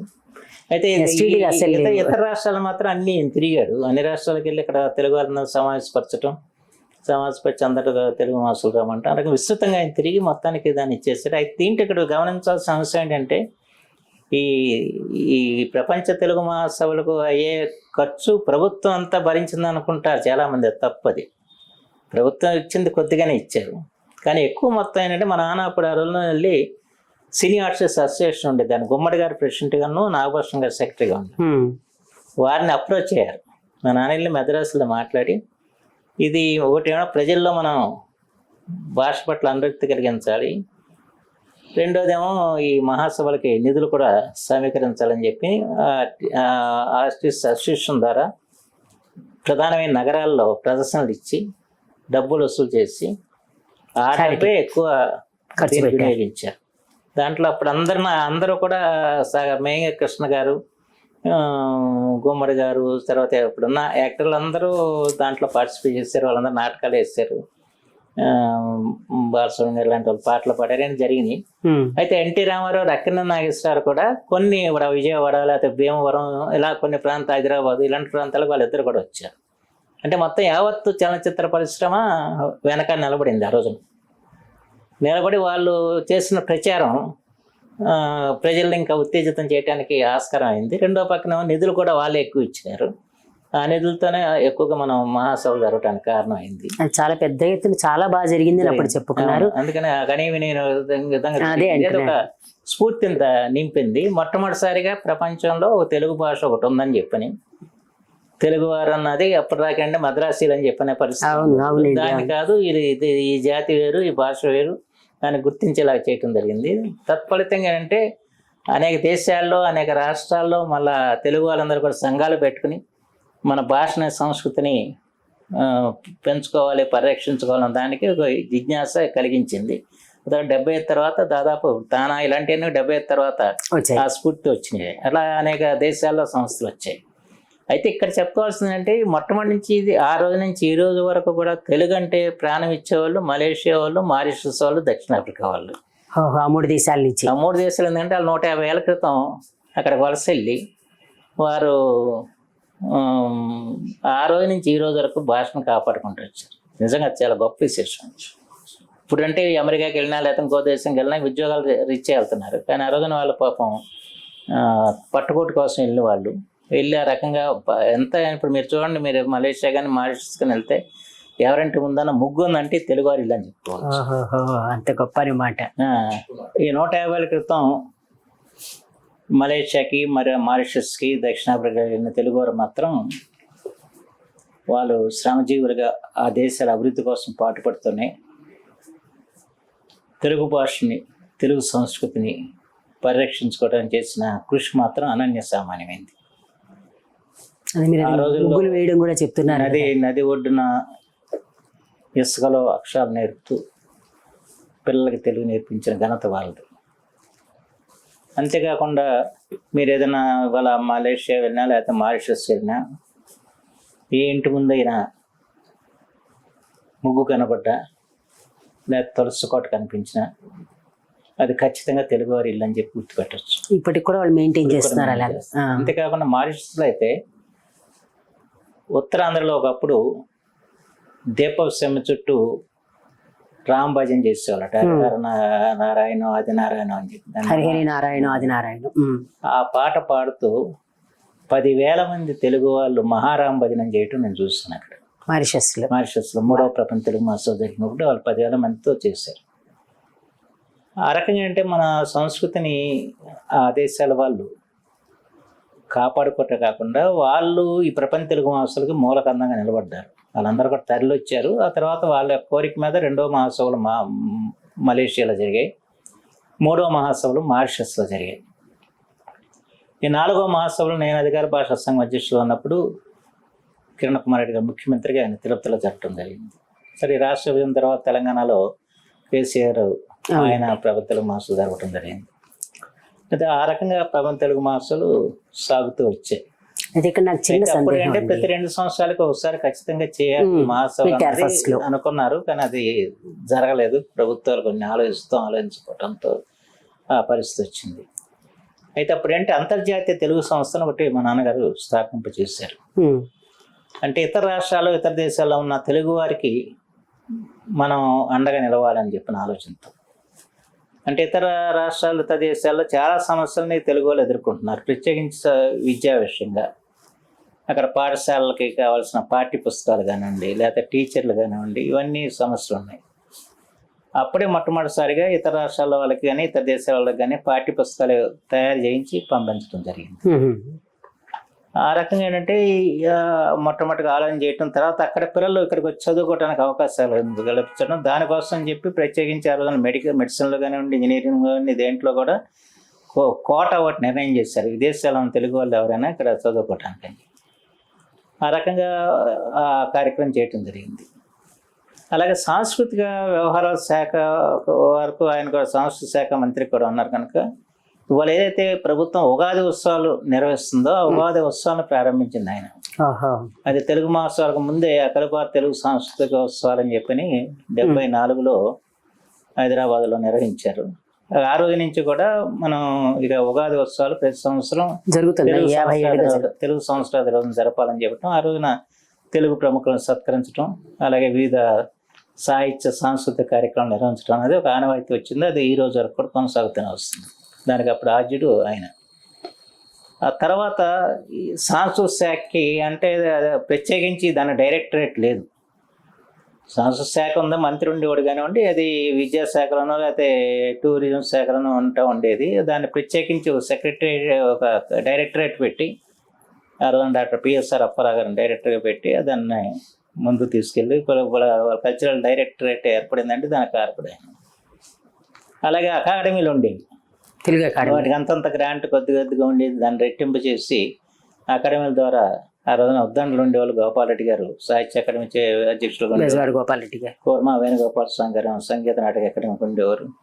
అలాగే నరోత్తమ రెడ్డి గారిని, పిటి రెడ్డి గారు వాళ్ళని లలిత కళా అకాడమీకి ఉండేవాళ్ళు. వీళ్ళంతా ఉద్దండలందరూ కూడా ఉండేవాళ్ళు. వాళ్ళ ద్వారా ఆ రంగాలను ముందు తీసుకెళ్లే ప్రయత్నం ఆ రోజున ఆయన ఖచ్చితంగా చేయడం జరిగింది. దానికి వాళ్ళకి కావాల్సిన నిధులన్నీ ఇవ్వటం, ప్రోత్సాహం ఇవ్వటం, ఆ రకంగా ఎక్కడికక్కడ నాటకాలు, సంగీతం, సాహిత్యం ఇవన్నీ కూడా పెద్ద ఎత్తున చేసే కార్యక్రమం చేశారు. అంతేకాకుండా రచయితలకి పుస్తకాలని ప్రచురణకు కూడా ఆ రోజు అకాడమీ తరఫు నుంచి ఇచ్చేవారు, సాంస్కృతిక శాఖ నుంచి.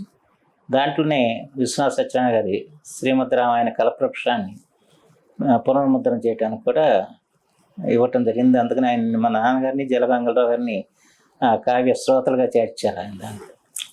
ఆ తర్వాత పుట్టపర్తి నారాయణచార్య గారి పుస్తకాలు కానీ అలా చాలామంది రచయితలకి పుస్తకాలు వేయటానికి వాళ్ళు ఇబ్బంది పడుతున్నప్పుడు ఆ పుస్తకాలు వెలుగు చూడాలని చెప్పని దాని ప్రభుత్వ తరఫున సహకారం అందించడం కూడా జరిగింది. ఇట్లా ఇప్పుడు మీరు అన్నప్పుడు ఇంత చెప్పారు అంటే ఆయన జీవితకాలంలో ఎంత చేయగలరో దానికి మించి కూడా చేశారు. ఇప్పుడు ఇన్ని విషయాలు వింటుంటే అంటే మా ఊరికి కొన్నిగా తెలుస్తాయిగా నిన్ను చెప్పారు.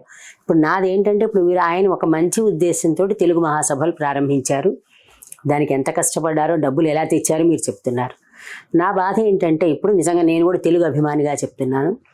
ఇప్పుడు జరుగుతున్న తెలుగు మహాసభల్లో వచ్చే వాళ్ళని 500 కట్టుకోండి, 1000 కట్టుకోండి, ఇది కూడా నేను దాని గురించి కూడా మాట్లాడను. కానీ అక్షరం ముక్క రాని వాళ్ళందరూ తెలుగు మహాసభలకు వచ్చేసి అంటే దాని పరువు తగ్గిపోతుంది కదా, దాన్ని మళ్ళీ మనం నిలబెట్టాలంటే ఏం చేయాలండి? ఎందుకంటే చాలా పేలవంగా ఉంటున్నాయి, నేను పేర్లు చదివినా కానీ. సహజంగా ఏంటంటే ఈ ప్రతినిధి రుసు అన్నది ఉంటుందండి, అప్పుడు కూడా ఉంది, ఎప్పుడు ఉంటుంది. అది నమోదు జరగాలి ఏదో ఒకటి కొంత.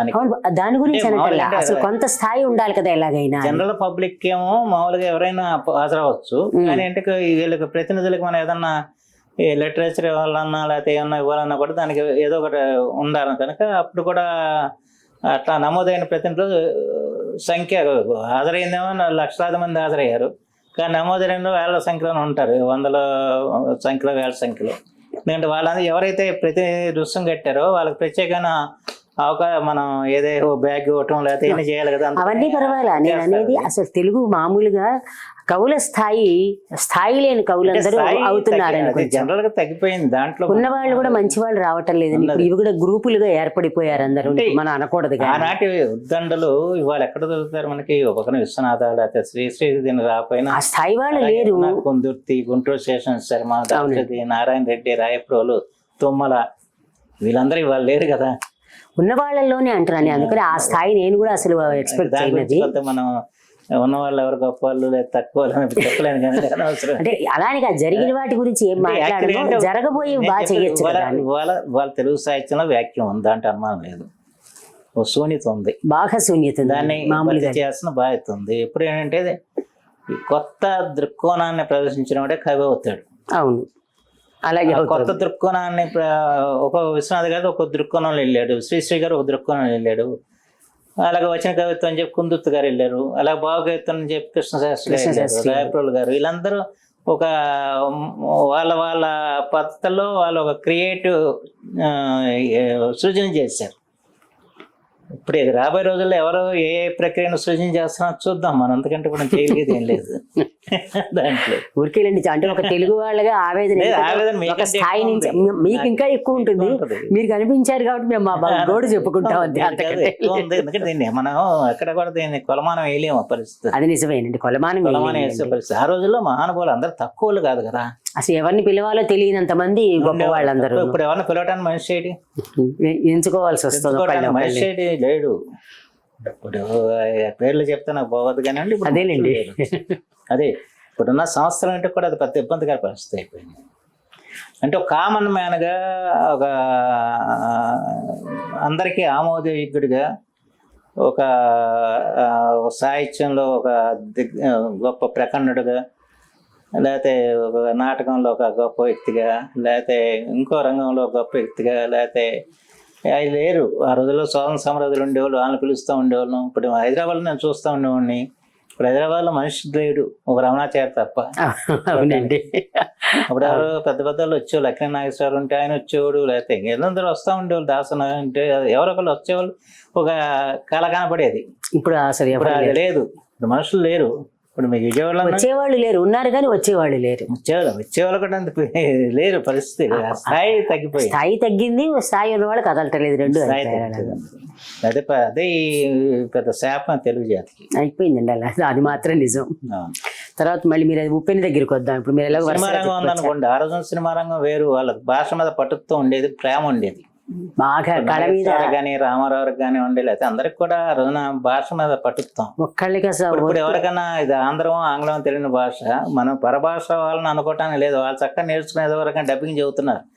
మన వాళ్ళకి అసలు తెలిగే రాదు. ఇప్పుడున్న కథా నాయకులకి ఎవరికి రాదు.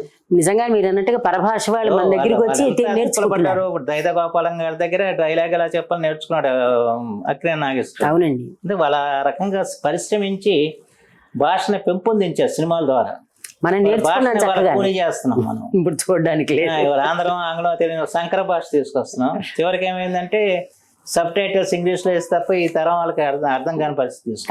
తెలుగు రాదు, చాలా దారుణం ఉంది పరిస్థితి. అలాగే ఆకాశవాణి నిజంగా తెలుగు పత్తులో వాళ్ళ ప్రతి ఒక్కరు మాట్లాడతానికి కారణం ఆకాశవాణి. అవునండి, కానీ ఇవాళ రకరకాల ఛానల్స్ వచ్చిన తర్వాత వాళ్ళు ఏం భాష మాట్లాడుతున్నారో అర్థం కాని విషయం. భాష అర్థం కాదు, భావం అర్థం కాదు. ఈ మధ్య కూడా ఒక ఆమె, ఒక యాంకర్ నాకు కలిస్తే ఆమె చక్కటి తెలుగులో మాడుతుంది. ఏమని ఇంత చక్కటి తెలుగులో మాడుతావు, మళ్ళీ మీ ఛానల్లోకి వెళ్తే వేరే విధంగా మాట్లాడంటే మా యాజమాన్యాన్ని బట్టి మాడుతానండి, నాకు తెలుగు రాక కాదు అని చెప్పి.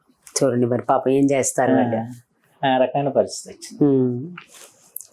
అదే చూడండి, ఈ మనకి అన్ని రాష్ట్రాల ఛానల్స్ వస్తాయి మనకి.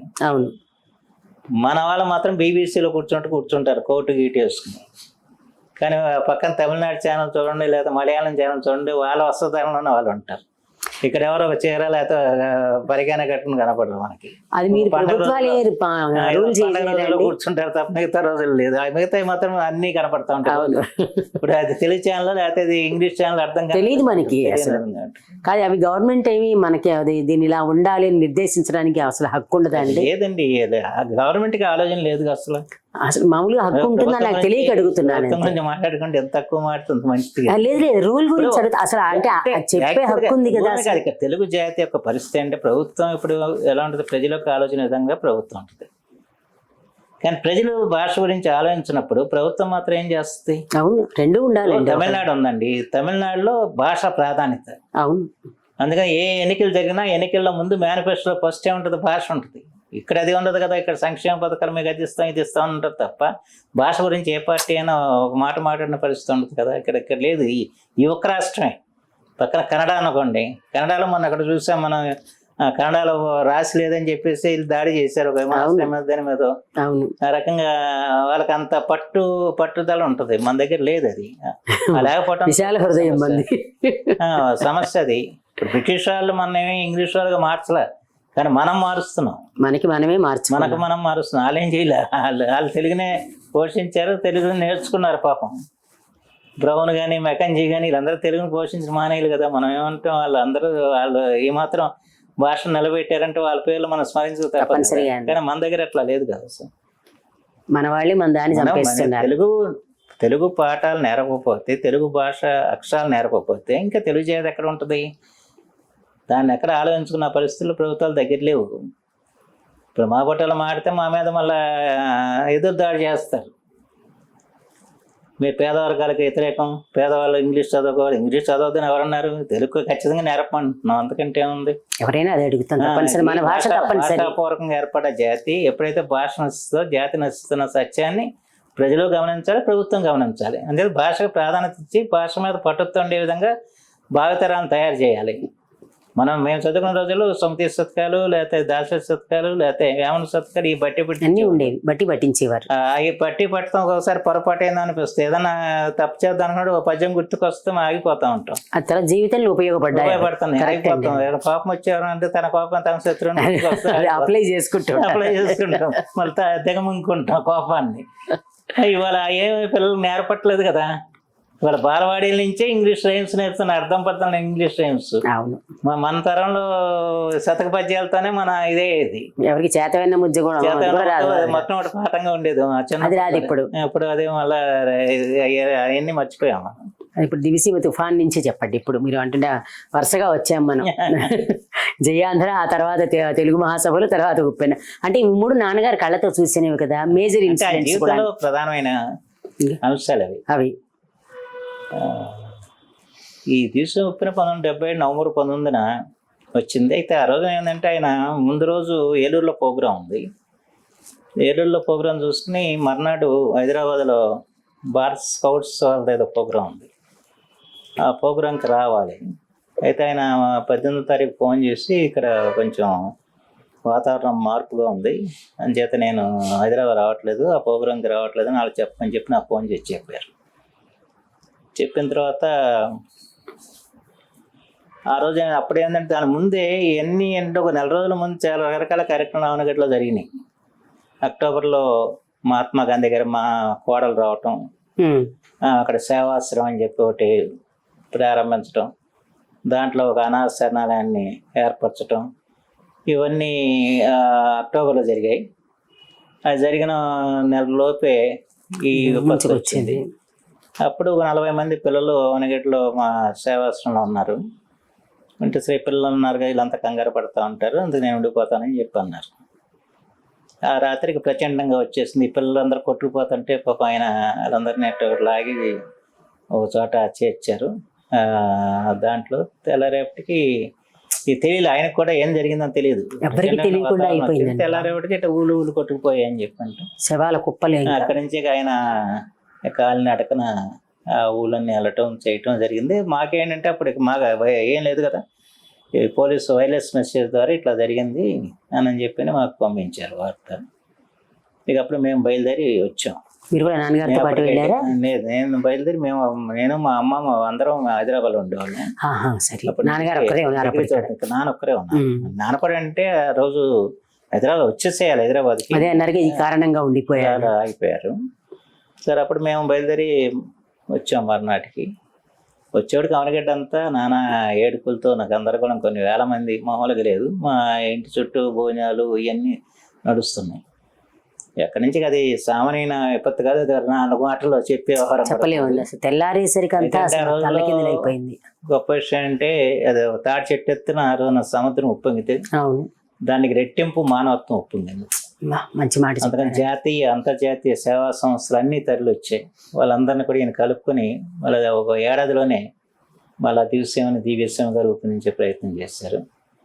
అది అక్కడ పని చేయని వారంటూ లేరు. ఆ రోజున కథలు రాని మనిషి లేడు. అప్పుడు కులాలు ఏమైపోయినాయో, మతాలు ఏమైపోయినాయో మనం ఊహించడం. అందరూ కలిసికట్టుగా పనిచేశారు. దాదాపు ప్రపంచం అంతా కదిలొచ్చింది. అన్ని మతాల వారు కదిలొచ్చారు.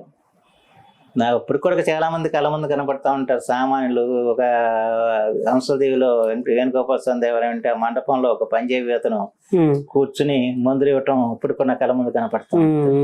అంటే వాళ్ళందరూ ఎవరికల్లా ఎక్కడెక్కడి నుంచో వచ్చారు, ఆ రోజున ఆదుకున్నారు. ఆదుకోబట్టి జరిగింది. అయితే వాళ్ళందరూ సమన్వయం చేయటం ఇందులో ప్రధానమైన పాత్ర నాన్నగారు వహించారు. అంటే వివిధ భావాలు ఉన్నప్పటికీ కూడా ఆయన ఎక్కడ కూడా రాజకీయాలకు వెళ్లకుండా మానవత్వంతో చేయటం జరిగింది. దానికి తగ్గ విధంగా మనుషులను ఏర్పరచుకుని అది ఒక ఏడాదిలోనే పెద్ద పెనుమార్పు తీసుకొచ్చి ప్రపంచం అంతా కూడా నివిరిపోయింది. ఇంత త్వరలోనే కోలుకుంటుందా అని చెప్పని మా ప్రజలు కూడా ధైర్యవంతులు అయ్యారు. అదొకటి గొప్ప విశేషం. మొత్తానికి ఏదైనా కానీ అది పెద్ద సంఘటన. దాన్ని మనం కొద్దిలో చెప్పే వారం కూడా కాదండి. అసలు అది ఎవరు ఊహించని సంఘటన. అసలు అది ఎంత అంటే అన్ని సవాలు. నేను వచ్చేవాడికి పెద్ద సవాలు ఏంటంటే కుప్పలు సవాలు తీయటం ఎట్లాగా. అదే నేను వచ్చినప్పుడు జరుగుతున్న డిస్కషన్ అది. అప్పుడే ప్రభాకర్జీ, ఆయన సర్వోదయ నాయకుడు, గాంధీ గారికి అనుచరుడు, సేవాగ్రామ రాష్ట్రానికి సెక్రటరీగా ఉండేవాడు. ఆయన్ని వినోబా భావే ₹1 ఆయన నేసిన ఒక కత్తెర వస్త్రం ఇచ్చి అక్కడికి వెళ్ళి పని చేయని పంపించాడు. ఆయన అప్పుడే వచ్చేవాడికి ఈ డిస్కషన్. అప్పటికే మనం ఇలా కేవలం ప్రభుత్వం మీద ఇది జరిగే వ్యవహారం కాదు, మన అంతటా మనం ఏదైనా చేయాలని చెప్పి అప్పుడు శివసేన అని పెట్టి ఆ శివసేనలో వీళ్ళు బయలుదేరి శవాలను తీయటం మొదలుపెట్టారు. ఆ తర్వాత ఆర్ఎస్ఎస్, బజరంగ దళం ఇలాంటి మన ఖైదీలు, రాజమండ్రి ఖైదీలు వచ్చారు. వీళ్ళందరూ ప్రముఖమైన పాత్ర నిర్వర్తించి మొత్తానికి ఈ శవాల తొలగింపు అంటే ఎట్లా పోలీసు ఉంటుందండి, పోలీసు కాకుండా బయట స్వచ్ఛందంగా అందరూ కూడా పాల్గొన్నారు. అంచేత ఆ సమస్య అప్పుడు దాదాపు 10 శవాలను పోడ్చడం అంటే చిన్న విషయం కాదు కదా. కుప్పలుగా తగలపెట్టారని కూడా విన్నాం అసలు. అప్పుడు అదంతా పెద్ద విషయం. అది మొట్టమొదట సవాల్ అది. అవునండి. ఆ సవాల్ అయిన తర్వాత మళ్ళీ వీళ్ళందరూ తాత్కాలికంగా మనం ఏర్పాట్లు చేసి మళ్ళీ ఊళ్ళో పంపాలి కదా. అందుబాటులో ఉన్నారు వాళ్ళందరినీ ముందు గుడారాలు వేయటం, ఆ తర్వాత ఇళ్ళ నిర్మాణం చేపడతాం. ఆ రకంగా అది అంచెలంచెలుగా సాగి ఓ ఏడాదిలో మొత్తాన్ని ఇక్కడ పూర్తయినాయి. దాంట్లో రామకృష్ణ మిషన్ పాత్ర చాలా ప్రముఖమైంది. వాళ్ళు దాదాపు మొట్టమొదటి వాళ్ళు 1000 ఇళ్ళు వాళ్ళు కట్టారు. ఆర్ఎస్ఎస్ వాళ్ళు దీనదయాళపురం కట్టారు. అప్పుడే బిల్లీ గ్రహం గారని చెప్పి ప్రపంచ క్రైస్తవ మత ప్రచారకుడు, ఆయన భారత పర్యటనలో ఉంటే సంజయ్ రెడ్డి గారు రాష్ట్రపతి ఆయన ఏం చేశాడు, నువ్వు ఇక్కడికి వెళ్ళి చూడమని చెప్పి అంటే ఆయన స్పెషల్ ఫ్లైట్లో వచ్చాడు. అప్పుడు ఏంటంటే మనకి ఇక్కడ దూరదర్శన్ తప్ప ఏం లేవు కదా. ఆయన వస్తూ ఆయనతో పాటు BBC, అమెరికన్ ఛానల్స్ అవన్నీ వచ్చాయి. ఆయన అక్కడి నుంచి అప్పీల్ చేశాడు ప్రపంచానికి, మీరు కదిలి రండి అని చెప్పి. అప్పుడు కానీ ఇక్కడ జరిగిన దురంతం అంతా కూడా ఇతర దేశాలు తెలియటానికి ప్రధాన కారకుడు బిల్లీ గ్రహం. ఆయన పేరిట ఒక ఊరు కట్టించాడు బిల్లీ గ్రహాన్ని కొరచేవాళ్ళు. అలా చాలామంది కట్టించారు. మళ్ళా దాదాపు 10,000 ఇళ్ళు కడతాం కూడా జరిగింది. అప్పుడు అదంతా పునర్నిర్మాణ కార్యక్రమం చాలా పెద్ద ఎత్తున జరిగింది. చాలా సాంఘిక సమస్య ఉంది. ఆయన అది కూడా వదిలిపెట్టలేదు ఆయన. ఎందుకంటే చాలామంది భార్యలు పోయారు, చాలామంది భర్తలు పోయారు. అవునండి. అప్పుడు మళ్ళీ వీళ్ళకి పునర్వివాహాలు చేయాలని చెప్పి అదొక కార్యక్రమం చేపట్టారు. గాంధీ క్షేత్రంలో ఈ ప్రభాకర్జీ గారు ఆధ్వర్యంలోనే వీళ్ళందరికీ కూడా మళ్ళీ పునర్వివాహాలు చేయటం, మళ్ళీ వాళ్ళందరూ అట్లా ఆయన్ని రికార్డ్ చేసేవాళ్ళు కూడా ఇచ్చేసి వాళ్ళకి కావాల్సిన బట్టలు, తాలిబొట్టు అన్నీ ఇచ్చి పంపించేవారు. అట్లా ఏ బిజినెస్ అని అది వదిలిపెట్టాలి. ఆ రోజుల్లో రామ మందిరాలు ఉన్నాయి, అవన్నీ కొట్టుకుపోయినాయి. మళ్ళీ ఇప్పుడు చిన్నజీవి స్వామి తండ్రి గారు ఉండేవారు, పెద్ద జీవి స్వామి గారు. ఆయన అవనిగడ్డ వచ్చి ఒక పెద్ద యజ్ఞం చేసి ఏదైతే రామాలయాలు ఉన్నాయో రామాలయాలకి మళ్ళా పూజ చేసుకోవడానికి పటాలు కానివ్వండి, భజన సామాగ్రి కానివ్వండి, ఇవన్నీ ఇచ్చే కార్యక్రమం. అంటే ఏది వదిలిపెట్టాలి, అన్ని రకాలుగా కార్యక్రమాలు జరిగాయి. మళ్ళీ పాత రోజు అంటే పాతది ఎలా ఉందో అలా తీసుకొచ్చారు. ఎవరెలా అలాగే వ్యవసాయ పనిముట్లు పోయాయి. మారోడి రిలీఫ్ కమిటీ అని చెప్పి తోకస్ట్రాలజీ కప్పాడి అని ఉండేవాళ్ళు హైదరాబాద్లో. వాళ్ళు ప్రత్యేకించి నాగళ్ళు కానివ్వండి, లేకపోతే ఇతర పనిముట్లు వాళ్ళు పంచిపెట్టారు. ఇట్లా ఎవరికి ఏది అవసరమో అవన్నీ మళ్ళీ ఏదో సంస్థ తీసుకొచ్చి వాళ్ళకి ఇచ్చే కార్యక్రమం చేయటం, ఆ రకంగా పెద్ద ఎత్తున జరిగింది అప్పుడు సహాయ కార్యక్రమం. అది ఎక్కడ ప్రపంచంలో తర్వాత ఎక్కడ కూడా జరగదు ఆ రకంగా.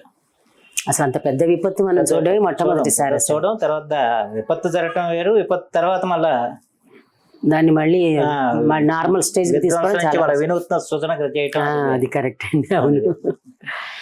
ఇప్పుడు నాకేంటి చెప్పండి. ఆయన పాత్ర దాంట్లో చాలా ప్రధానమైంది. ఇప్పుడు మనం ఇంతవరకు మీ నాన్నగారిది కొంచెం సీరియస్ విషయాలంటే నాన్నగారు ఎట్లా ఉండే రాజకీయంగా అంతా మాట్లాడాం. అక్కడి నుంచి లైటర్ మూడ్లోకి వస్తే నాన్నగా ఇంట్లో మీతో ఎలా ఉండేవారు? కనీసం కొంతకాలం రాజకీయాలకు వెళ్ళే వరకు. ఏంటంటే ఆయన పెద్దగా ఎక్కువ మాట్లాడేవాడు కాదు, పని చేసుకోవడం అంతే. అది అయితే ఏంటంటే ఆయన మాట్లాడకపోయినా ఆయన భావాలు ఏంటో నేను గ్రహించే అవకాశం నాకు ఒకరికి కలిగింది. అది ఆయన నోటితో నాకేం చెప్పేవాడు కాదు, కళతోనో లేకపోతే చెప్పేప్పటికీ మనం వెంటనే అందిపుచ్చుకునేవాడిని. అందుచేత అందులో గాంధీ క్షేత్రం పెడతాం, గాంధీ క్షేత్రంలో కార్యక్రమాలన్నీ నిర్వహణ ఏర్పాట్లన్నీ నేను చేసేవాడిని. ఆయన నోటితో నువ్వు ఈ పని చేయమని చెప్పేవాడు కాదు, అర్థం చేసుకుని చేసేవాడు. ఆయన బట్టి, ఆయన ఆలోచన బట్టి మనం అలుకుంటూ వెళ్ళిపోయేవాళ్ళం, ఆ రకంగా చేసుకుంటూ వెళ్ళేవాళ్ళం. తర్వాత ఏంటి ఇందాక చెప్పాను కదా, ఆయన అమటి పెట్టుకుని తిప్పేవాడు. ఆ రకంగా పరిచయాలు పెంచుకోవటం కానీ, వాళ్ళ నుంచి విషయాలు తెలుసుకోవటం కానీ, వీటికి అవకాశం. అది చదువుకున్న దానికంటే ఇది ఎక్కువ. జీవితాన్ని ఎక్కువ చదువుకుంటే ఉంది పాఠ్య పుస్తకాలే బట్టి మార్కులు తెచ్చుకుని పాస్ అవ్వచ్చు. కానీ ఇంతమంది పెద్దలు కలవటం, వాళ్ళ యొక్క భావాలని మనం అర్థం చేసుకోవటం, అనుసరించటం అది సామాన్యం కాదు కదా. నా వయసు వాళ్ళకి ఎవరికి, ఆ రోజులో నా వయసు వాళ్ళకి ఇంతమంది ప్రముఖులతో ఎవరికి పరిచయం లేదు అసలు. అంటే అన్ని తరాల వాళ్ళు, దాంట్లో 70-80 సంవత్సరాల వయసు వాళ్ళు వీళ్ళంతా. అందులో ఒకటి ఏంటంటే, ఒకసారి ఏదో ఒక సంఘటన మా కార్యకర్త ఒకటి జరిగింది. కార్యకర్త ఎవరు నన్ను తప్పుడు కేసులో పెట్టారండి అని చెప్పి గొడవ పెడితే మా నాన్నకి చెప్తే, మా నాన్న ఎస్పీ దగ్గరికి వెళ్ళాడు, నేను కూడా వెళ్తే అది ఏంటంటే, వాడి కారులో కొన్ని మారణాయుధాలు వేసుకుని వెళ్తా ఉంటే పోలీసులు పట్టుకుంటే లేదండి ఇది నా అవతల పార్టీ వాళ్ళు అక్రమంగా పెట్టించారని చెప్పాను. అంటే ఎస్పీ గారు పాపం చాలా పెద్ద మనిషి ఆయన అన్నట్లు, కృష్ణ గారు నా సంగతి మీకు తెలుసు కదా, ఎందుకు అతని మీద పెట్టాల్సిన అవసరం మాకేముంది, అది కూడా పట్టుకోవాలని కాదు, మామూలుగా రెగ్యులర్గా పోలీసులు చెకింగ్ చేస్తూ ఉండగా ఈ కారు దొరికింది, దాంట్లో ఈ ఆదాయాలు ఉన్నాయి అని చెప్పారు. చేత బయటకు రాగానే ఆయన ఒక మాట అన్నాడు, ఒరే నువ్వు ఇలాంటి వాళ్ళతో కానీ సాహసం చేసుకుంటే ఎందుకుంటే పనికి రాకుండా పోతావు, నీకంటే పెద్దవాళ్ళతో నీవు ఏదైనా మెలగలిగితే నీకేం భవిష్యత్తు ఉంటుంది లేకపోతే ఉండదు అని చెప్పన్నాడు. మంచి మాట చెప్పారు, హెచ్చరించారు. అప్పటి నుంచి ఏమైందంటే, నా వయసు వాళ్ళతో నాకు ఎవరికి స్నేహం తక్కువ.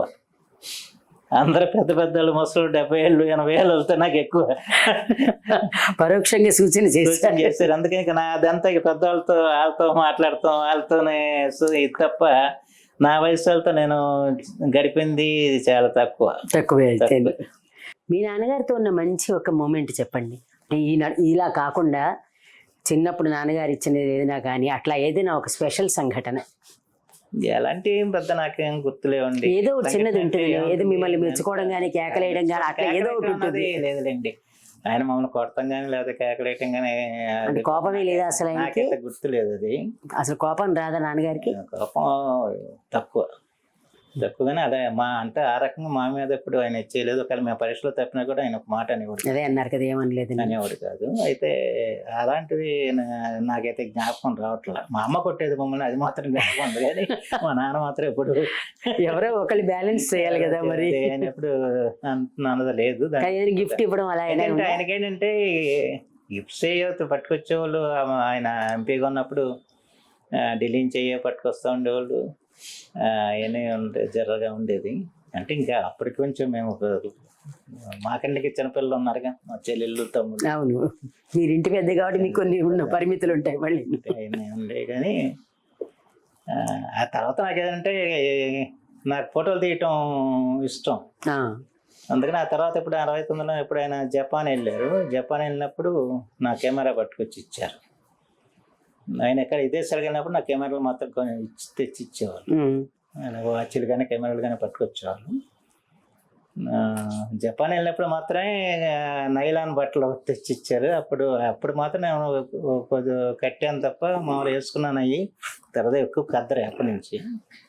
ఇప్పుడు వైటే మీరు కూడా, వైటే. నాన్నగారు కూడా వైటే కదా. ఆయన కద్దరు కొట్టి, అందుకనే ఏదో ఇట్లా చేస్తూ ఉన్నారు. కానీ ఈ పెద్ద విశేషంగా మేమైతే భావించలేదు. అయితే ఆయన ఏంటంటే మాతో గడిపింది సహజంగా తక్కువే ఉంటుంది. అంటే నాకు ఎక్కువ, మా చెల్లికి కానీ మా తమ్ముడికి కానీ తక్కువ. అందుకని నేను ఆయన తిరుగుతూ ఉండేవాడిని కనుక పరిస్థితి వేరు. వాళ్ళు నాలాగా తిరగలేదు కదా. అవును, వాళ్ళకి దూరమే అవుతుంది. వాళ్ళ ద్వారా వాళ్ళు నాలాగా తిరగలేదు. అయితే ఇంట్లో కార్యక్రమాలు జరుగుతూ ఉండే. అయితే ఆయన చాలా ఇన్ని పదాలు చేసినా ఆయన చాలా ఇబ్బందికర పరిస్థితులు ఉన్న సంగతి చాలా మంది తెలియదు. నేను ఎప్పుడు చెప్పలేదు అది. ఉమ్. ఎందుకంటే ఆయన ఎంపీ అయ్యాడు. ఎంపీ పోయిన తర్వాత చాలా ఇబ్బందికర పరిస్థితులు ఆనగడ్డలో నేను చూసేవాడిని కదా. ఈయన ఉండేవాడు కాదు, మా అమ్మ పడేది ఆ బాధలన్నీ. ఆయన హైదరాబాద్ అటు ఇటు తిరుగుతూ ఉండేవాడు కదా. ఎప్పుడు తిరిగి ఎక్కువ రోజులు బయట తిరుగుతూ ఉండేవాళ్ళు, ఇంటికి వచ్చేవాళ్ళు కదా. ఇంట్లో కాఫీ పొడి ఉండేది కదా, అప్పుడు పక్క ఇంటికి వెళ్ళి అప్పు తేవటి నేను కూడా గుర్తున్నా నాకు. అయ్యో, అంటే ఆ రకమైన ఇబ్బంది కానీ ఆ స్థాయిలో ఉండి అలా ఉన్నారంటే ఈ రోజుల్లో అయితే అసలు అది చూడం మనం. ఉండే చాలా మంది తెలియదు కానీ ఉంది. తర్వాత ఆయన ఆర్థికంగా చేసుకునే ఉన్నదేమో ఆయనకి 7.5 ఎకరాల్లో 5 ఎకరాలు స్వాతంత్ర సమృద్ధికి ఇచ్చారు. 5 ఎకరాలు 10 మంది పేదవాళ్ళకి పంచిపెట్టేసాడు. కదా ఏం లేదు దాంట్లో. మా అమ్మ తెచ్చుకున్న ఆస్తి తప్ప మా నాన్న ఆస్తి అంటే ఏం లేదు. ఆ తర్వాత మమ్మల్ని పెంచిందంతా మా అమ్మమ్మ. అంటే మా అమ్మమ్మ తాతయ్యకి ఒకటే కూతురు కనుక వాళ్ళు మా ఇంట్లో ఉండేవాళ్ళు. అందుకని వాళ్ళే మా బాబాలు చూసేది. అందుకని నాన్న ఎక్కడ తిరిగినా కూడా ఇబ్బంది లేకుండా చేసేది అంటే వాళ్ళు ఉండేవాళ్ళు కనుక ఆయనకు కూడా భరోసాగా ఉండేది. పెద్దవాళ్ళు ఉన్నారు కదా దాంట్లో ఉండేది. వాళ్ళు మాతో ఉన్నారు కనుక మా మంచి చెడు అంతా వాళ్ళు ఎక్కువ చూస్తూ ఉండేవాళ్ళు. నానేమో తిరుగుతూ ఉండేవాళ్ళు బయట. అందుకని ఆయన ఆ రకంగా నడుస్తూ ఉండేది. కొంచెం ఇబ్బందికర పరిస్థితులు ఇంట్లో ఎదుర్కొన్నారు. నాకు చాలా విషయాలు తెలుసు. ఎందుకంటే ఆయన భోజనం చేస్తున్న టైంలో ఎవరు వస్తున్నా అందరినీ భోజనం పెట్టుకునేవాడు. ఉందో లేదో చూడరు, చూసేవాడు కాదు. సరే చివరికి మా అమ్మ వాళ్ళు తినేప్పటికి భోజనం ఉండేది కాదు. అది నేను చాలాసార్లు చూసా. అంటే అందులో ఈ ఉప్పిన ఇవి వచ్చిన తర్వాత విపరీతంగా వచ్చేవాళ్ళు కదా జనం. అందుచేత వాళ్ళందరికీ మా భోజనాలు అవి పెడతా ఉండేవాళ్ళు. మామూలుగా ఎప్పుడైనా మా రోజువారీగా అంటే ఆ రోజుల్లో ఇవాళ హోటల్స్ గిటల్స్ కూడా ఉండేవి కాదు కదా. ఎవరైనా పొరుగురు నుంచి వచ్చారనుకోండి, వస్తారు భోజనం చేయండి అనేవాడు. ఇళ్ళలోనే ఇలా మామూలుగా ఇంటికి సరిపడా వండుకునే వాళ్ళు, కానీ ఇలా వస్తారని అనుకోరు కదా. అలాగే అది కొంత ఇబ్బంది పడతా ఉండేది మా అమ్మ. అది నేను గమనించేవాడిని. ఆ రకంగా ఉండే పరిస్థితులు అప్పుడు అనిపించేది ఎందుకు వచ్చిన రాజకీయాలు, ఇంట్లో సుఖం లేకుండా ఇప్పుడు అనిపించేది అండి. అసలు ఇప్పుడు అనిపిస్తుంది, అప్పుడు అనిపిస్తుంది. ఇవన్నీ శ్మశాన వైరాగ్యం అంతేనా? ఓపెన్ గా చెప్పేస్తున్నారు. అంటే ఇప్పుడు మనం చూస్తాం, ఇంత చిన్న మా సర్పంచ్ పోస్ట్ చేసిన వాళ్ళు కూడా వాళ్ళ టర్మ్ అయ్యేసరికి వాళ్ళు చక్కగా కోటీశ్వర్లు అవుతూ ఉంటారు. అలాంటిది అన్ని ఏళ్ళు చేసి ఎంపీగా చేసి అంటే ఆయన ప్రభుత్వం ఇచ్చినయే ఆయన తీసుకోవాలి. ఆయనకి హైదరాబాద్లో ఇళ్ల స్థలం ఇచ్చారు, తీసుకోలేదు. ఇళ్ల స్థలం ఆయన పాటం శ్రీరామూర్తి ఇద్దరు తిరస్కరించారు. గవర్నమెంట్ ఇళ్ల స్థలాలు ఇవ్వటం అంటే మనం తీసుకోవటం ఏంటని చెప్పి. తర్వాత మొట్టమొదట అయినప్పుడు వాళ్ళకి హౌసింగ్ బోర్డులో మన నాంపల్లి ఎగ్జిబిషన్ గ్రౌండ్స్లో కొన్ని అపార్ట్మెంట్స్ ఉన్నాయి. దాంట్లో ఒక అపార్ట్మెంట్ కేటాయించారు. తీసుకోవాలి, ఆయన ఏం తీసుకోవాలి. అది ఇవాళ ఈ కోట్ల ఆస్తి హైదరాబాద్లో ఇవాళ మామూలుగా ఉండదు కదా. ఎమ్మెల్యే క్వార్టర్స్లో అయితే మన క్వార్టర్ ఉంది, గవర్నమెంట్ క్వార్టర్ ఇచ్చారు లేదని చెప్పింది. అలాగే ఇంకా విచిత్రం అంటే ఆయన చనిపోయేటప్పుడు చాలా ఇబ్బంది పడ్డాం. అయితే ఆయనకి మెడ్యూన్ హాస్పిటల్లో చేయించాం చివరిలో. అప్పటికి గవర్నమెంట్ ఈయనకి వైద్యాన్ని భరిస్తుందని మాకు తెలియదు. మామూలుగా అయితే ఉంటుంది కదా అని అడగబోతున్నాను. అక్కడ హాస్పిటల్లో ఉండగా మాగంటి అంగిరెడ్డి గారు చూస్తానికి వచ్చాడు. వచ్చి బుద్ధప్రసాద్ నాన్న వైద్యం అంతా కూడా ఆయన మాజీ పార్లమెంట్ సభ్యుడు కదా, మొత్తం వైద్యం గవర్నమెంటే భరిస్తుంది అని చెప్పాడు. అప్పుడు నాకు మాకు తెలియదు, ఆయనకి తెలియదు. ఆయనకే తెలియదు, ఆయనకి ఎప్పుడు పట్టించుకోలేదు, నాకు తెలియదు. సరే వెంటనే ఏంటంటే ఇప్పుడు అదేదో తెప్పించిన తర్వాత అప్పుడు గవర్నమెంట్ పే చేస్తుంది అది. అప్పటిదాకా ఏంటంటే ఎట్లాగా ఈ అయ్యే ఖర్చు ఎలాగైనా ఆలోచిస్తా ఉన్నాం, ఆ రకంగా నడిచింది అది. ఇవన్నీ చెప్పుకోనే కాదులేండి. లేదులేండి, ఇప్పుడు ఒక గొప్ప వ్యక్తి అంటే ఒక రాజకీయ నాయకుడి జీవితం చాలా మేము ఎలా అనుకుంటాం, అబ్బో వాళ్ళకే లోటు ఉంటుందిలే అని అనుకుంటాం కారు కదా. లేదండి, ఆయన చనిపోయే వరకు కారు లేదు, బస్సులో తిరిగేవాడు. అదే చెప్పారు మీరు. మంత్రిగా కూడా బస్సులో తిరిగాడు. ఒకసారి లాల్ బహదూర్ శాస్త్రి గారి గురించి విన్నాం. అలాగే కడప వెళ్తుంటే మధ్యలో కారు చెడిపోయిందట. వస్తుంటే దారిపోయి లారీని ఆపి ఇక లారీలో వెళ్ళాడు కడప. అలా నడిచే చాలా సంఘటనలు ఆయన జీవితంలో. నిస్వార్థమైన రాజకీయం. అదే నిరంతరం శ్రామికుడు ఆయన. ఎక్కడైనా ఏదైనా తనే చేసేవాడు తప్ప ఇతరులు. ఒక చోట ఇక్కడ పెళ్ళికి వెళ్ళాం, అక్కడ బంతి భోజనం కదా, బంతి భోజనం అయిన తర్వాత అక్కడ ఎవరో తీసి ఓడ్చలా గావు ఈయన అక్కడ ఇది పుచ్చుకుని మొత్తం ఊడ్చేసి నాకు ఎలా ముందు గుర్తున్న విషయం అది ఉంది. అలా చేస్తా ఉండేవాడు ఆయన. తర్వాత మార్పు ఏంటంటే చిన్నప్పుడు ఇంట్లో మొక్కలు కాయగూరలు అవి పెట్టినిచ్చేవాళ్ళు, రోజు నీళ్ళు పోయించడం అవన్నీ చేయించేవాడు. ఆ రకంగా ఉండేది ఆయనది. అంత శ్రామికుడిని మనం చూడలేండి, అది అది వేరు. ఇప్పుడు మీకు ఎవరికైనా అంత వచ్చింది అనుకో మీకు అనిపిస్తుంది? ఆయన దాంట్లో నాకు 25% కూడా రాలా. ఏమంటే పిల్లలు ఇంకెవరికి, మీ నలుగురికి కూడా? అది ఆయన అంతే, ఆయనకే చెల్లింది అట్లాగా. తర్వాత ఆయన ఒకసారి గాంధీ క్షేత్రం గురించి కూడా చెప్పండి ఒకసారి. అంటే ఎప్పుడు పెట్టారు, ఏ కారణంగా చేశారు? మొదటి నుంచి ఏంటంటే గాంధీ గారి ప్రభావం ఆయన మీద జీవితంలో ఉంది. గాంధీ గారు తెనాలి వస్తే వెళ్ళి చిన్నప్పుడే వెళ్ళి అక్కడ చూసి వచ్చాడు ఒకసారి. ఆ తర్వాత బాంబేలో గాంధీ గారు ఉంటే బాంబే వెళ్ళి ఇంట్లో చెప్పకుండా వెళ్ళి గాంధీ గారిని చూసి వచ్చారు. ఆ రకంగా మొదటి నుంచి మా తాత కూడా కొంచెం గాంధీ గారి భావాలు అలా వాడవడంతో ఈయనకి గాంధీ గారు ఇది ఉండేది. అయితే ఆయన ఏంటి ఏది పట్టుకుంటే అది నిర్మాణం చేయాలని ఆలోచిస్తాడు. ఆ రకంగా అంటే గాంధీ గారి యొక్క ఆశయాన్ని ముందు తీసుకెళ్ళాలంటే ఇక్కడ ఏదైనా మనం ఒక సంస్థ నెలకొల్పాలని చెప్పి అట్లా గాంధీ క్షేత్రాన్ని జయంతి సందర్భంలో ఏర్పాటు చేశారు. అది మొట్టమొదటి జిల్లా పరిషత్ స్థలాన్ని తీసుకుని అక్కడ స్టార్ట్ చేశారు. ఆ తర్వాత 77లో దాన్ని విస్తృతం చేసి కొంచెం సేవాశ్రమం పేట కొంత భూమిని కొని అక్కడ పెట్టడం జరిగింది. సో ఆ రోజుల్లో చాలా కార్యక్రమాలు చేశారు. వాళ్ళు లేవు కానీ గాంధీ క్షేత్రానికి అక్కడ రాని మహనీయుడు అంటూ లేడు. దాదాపు రాష్ట్ర ముఖ్యమంత్రులు వచ్చారు, గవర్నర్లు వచ్చారు, వివిధ సంస్థల ప్రముఖులు వచ్చారు. ఆ రోజుల్లో అంటే 150 మంది అనాథ పిల్లలు ఉండేవాళ్ళు అక్కడ. వాళ్ళందరినీ పోషించే కార్యక్రమం ఇవన్నీ చాలా పెద్ద ఎత్తున జరిగిందండి. దాంతోపాటు సంగీతం, సాహిత్యం ఇవన్నీ కూడా పెద్ద ఎత్తున చేసేవాళ్ళు. ఈ దివ్యసీమ సాహితీ సమితి అని ఒకటి పెట్టి సాహిత్య సభలు చాలా రెగ్యులర్గా జరుగుతూ ఉండి, అలాగే కృష్ణా జిల్లా రచయితల మహాసభలు ఇలాంటివి కూడా ఇక్కడ జరిపాం అప్పట్లో. తర్వాత దివ్యసీమ లలిత కళా సమితిని పెట్టి దాంట్లో నాటకోత్సవాలు, ఆంధ్ర రాష్ట్ర నాటకోత్సవాలు 77లో చాలా పెద్ద ఎత్తున చేశారు. మే నెలలో 1,00,000 మంది తక్కువ వచ్చేవాళ్ళు కదా రోజు. మొత్తం దాదాపు సినిమా యాక్టర్లు అందరూ వచ్చారు. కృష్ణ, విజయ నిర్మల, అల్లు రామలింగయ్య గారు, రాజుబాబు, గుమ్మడి, నాగభూషణం అందరూ. అది వాళ్ళని చూస్తాను జనం విపరీతంగా వచ్చారు. మరి క్రేజ్. తర్వాత అంటే ఎవరైతే ప్రసిద్ధ నాటకాలు అందరూ పౌరాణిక నటులు కానీ సాంఘిక నటులు కానీ అమనగడ్డలు ఆడిన వాళ్ళు అంటే లేరు. ఆ రోజుల్లో షణ్ముఖాన్ని రాజు వీళ్ళందరూ ఉండేవాళ్ళు కదా, పేసుపాటి, అవును, వీళ్ళందరూ అవనగట్లో ఇస్తారు. సాంఘిక నాటకాలు ఇప్పుడు చాలా మంది జంధ్యాల నాటకాలు వీళ్ళందరూ ఇప్పుడే మేము అవనగట్లో ఆడామని చెప్తారు. ఆ రకంగా బాగా చేయించారు అనమాట.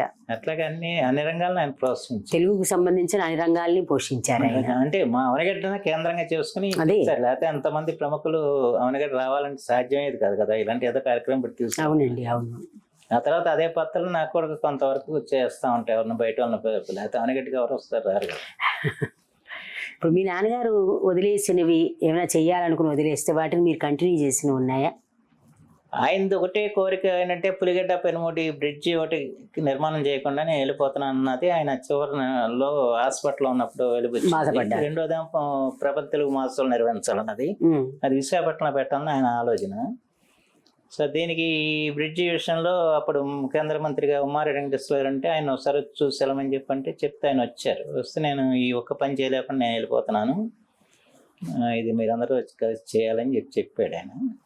తర్వాత దాని మీద ఉద్యోగం జరగటం, అప్పుడు నేను కూడా రాజీనామా చేయటం ఇవన్నీ జరిగిన సంగతులు అందరూ తెలిసిన విషయాలు. చివరికి అది చంద్రనాయుడు గారు దాన్ని ఆమోదించడం, ఆ తర్వాత రాజశేఖర్ గారు దాన్ని ప్రారంభోత్సవం చేసి దానికి మా నాన్నగారి పేరే పెట్టాడు, మండలం కృష్ణారావు బ్రిడ్జి అని చెప్పి. ఆ అలా ఆయన తర్వాత ఆ కళ సాకారం అయినట్టు ఫస్ట్. సార్ తెలుగు మహోత్సవంలో అప్పుడు కాకపోయినా తర్వాత కిరణ్ కుమార్ రెడ్డి గారు అన్నప్పుడు అది జరిపించాం అనుకోండి. అందుకనే అదే తిరుపతిలో జరిగినాయి ఆయన అన్నట్లు. తిరుపతిలో ఇది విశాఖపట్నంలో జరగాలి, ఇంకా ఉందిగా మీకు అవకాశం ఉంది చేయడానికి. అందుకనే ఆ రెండు కోరికలు మాత్రం ఆయన చనిపోయి ముందు చెప్పినాయి. మిగతా ఒకటి నెరవేరింది, రెండోది నెరవేరాలి. ప్రధానమైంది కదా, పులిగడ్డ పనిముడి అనేది ప్రధానమైంది. అవును, ఆయన జీవితం అంతా కోస్తా రోడ్డు గురించి ఆయన పోరాటం, అది ఎట్లాగా అయిపోయింది అది. అంటే అది మాత్రం ప్రధానమైన అంశం. అది కాదేమో అని చెప్పి నేను చాలా ఆవేదన పడ్డా, కానీ అది మీకు కూడా సంతోషం. అది సాకారం, అంతగా ఆయన కోరిక నేను నెరవేర్చాను. ఆయన పోయినప్పుడు అంటే ప్రజల నుంచి స్పందన ఎలా ఉందండి అప్పుడు అవనిగడ్డ ప్రజలది? ఎందుకంటే ఆయన పూర్తిగా జనాల్లోనే కదా. ఆయన పోయిన తర్వాత అంతగా ఇంకే నాయకుడికి కూడా జరిగి ఉండదు. ఎందుకంటే మొత్తం జిల్లా అంతా ఆయన ఊరేగించారు. హైదరాబాద్ చనిపోయాడు, తీసుకొచ్చిన తర్వాత నందిగామ దగ్గర నుంచి మళ్ళీ ఆ రథన విజయవాడ ఆంధ్రరత్న భవన్, అక్కడి నుంచి బందర్లో కాంగ్రెస్ ఆఫీసు, బందరంతా ఊరేగించి అక్కడి నుంచి అవనిగడ్డ తీసుకెళ్ళి మర్నాడుగానే అంత్యక్రియలు జరగలేదు. అంతేగాని అంత కదలిక ఇంకా బహుశా ఏ నాయకుడికి కూడా జరిగి ఉండదు.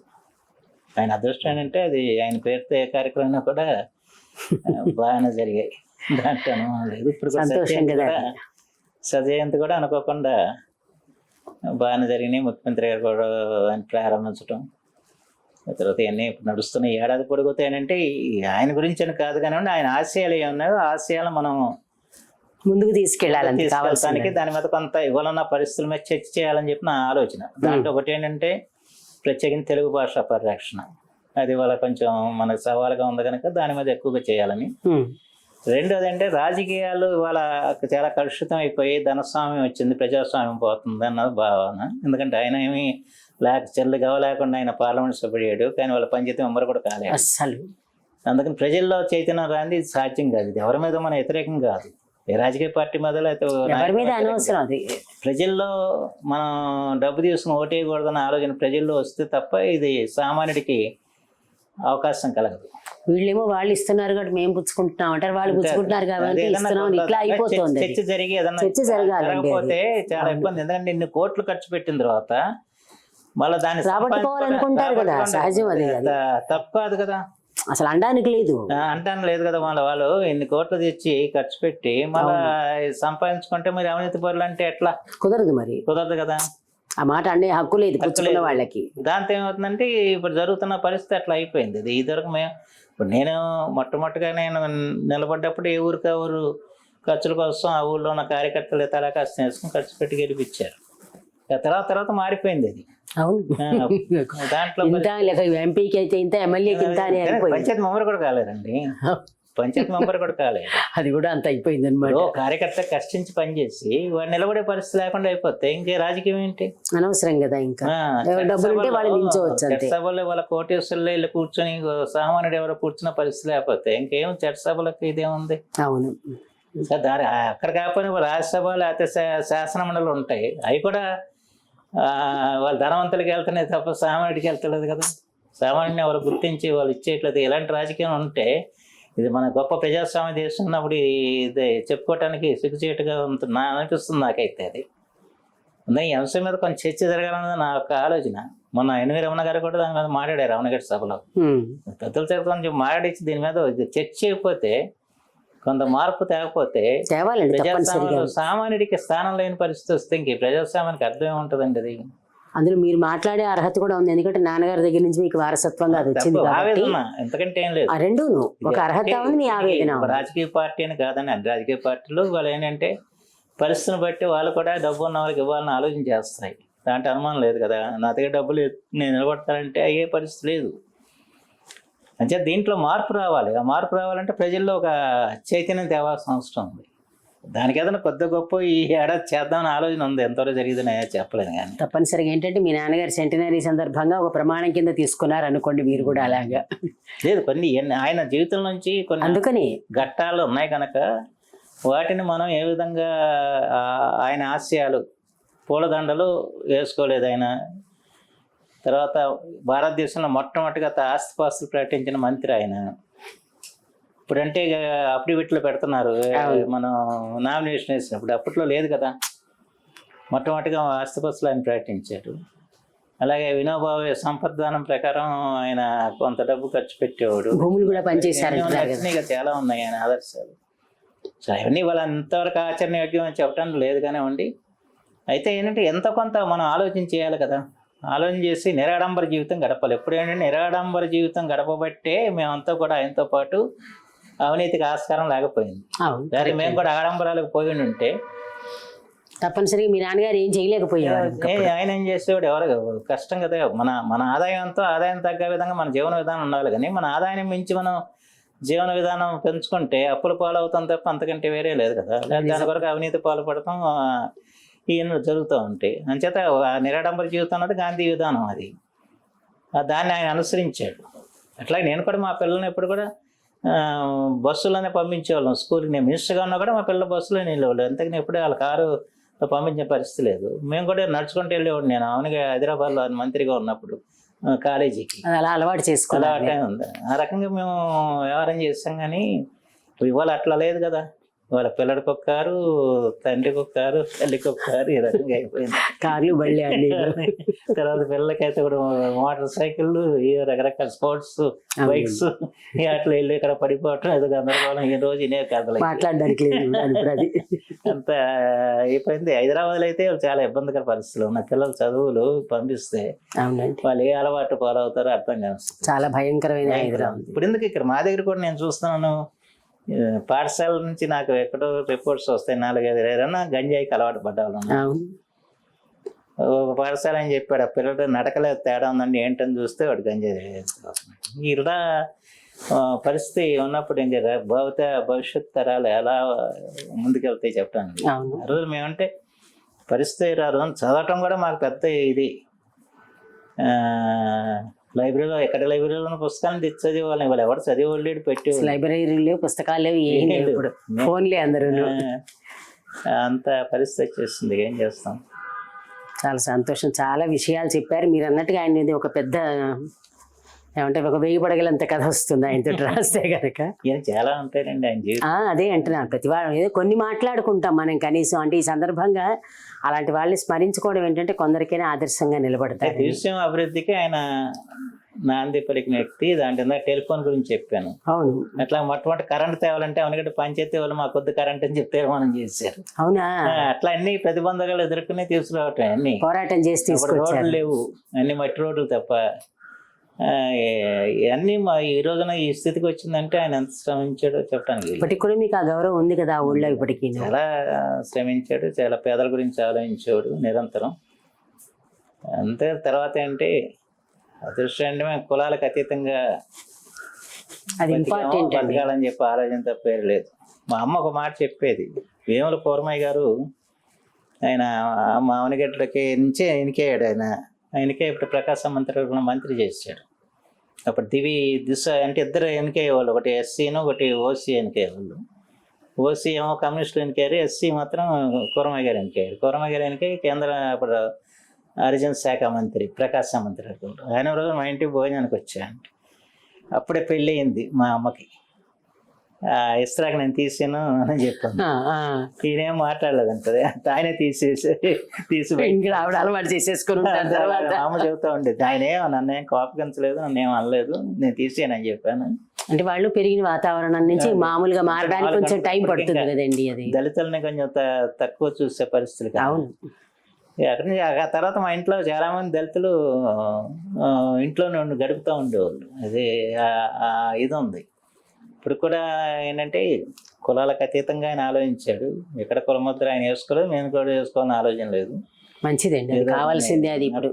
తప్ప అందుకని ఇప్పుడు ఏంటంటే గాంధీ గారిని కూడా వాళ్ళ కులాలను మోయాల్సిన పరిస్థితి వచ్చింది.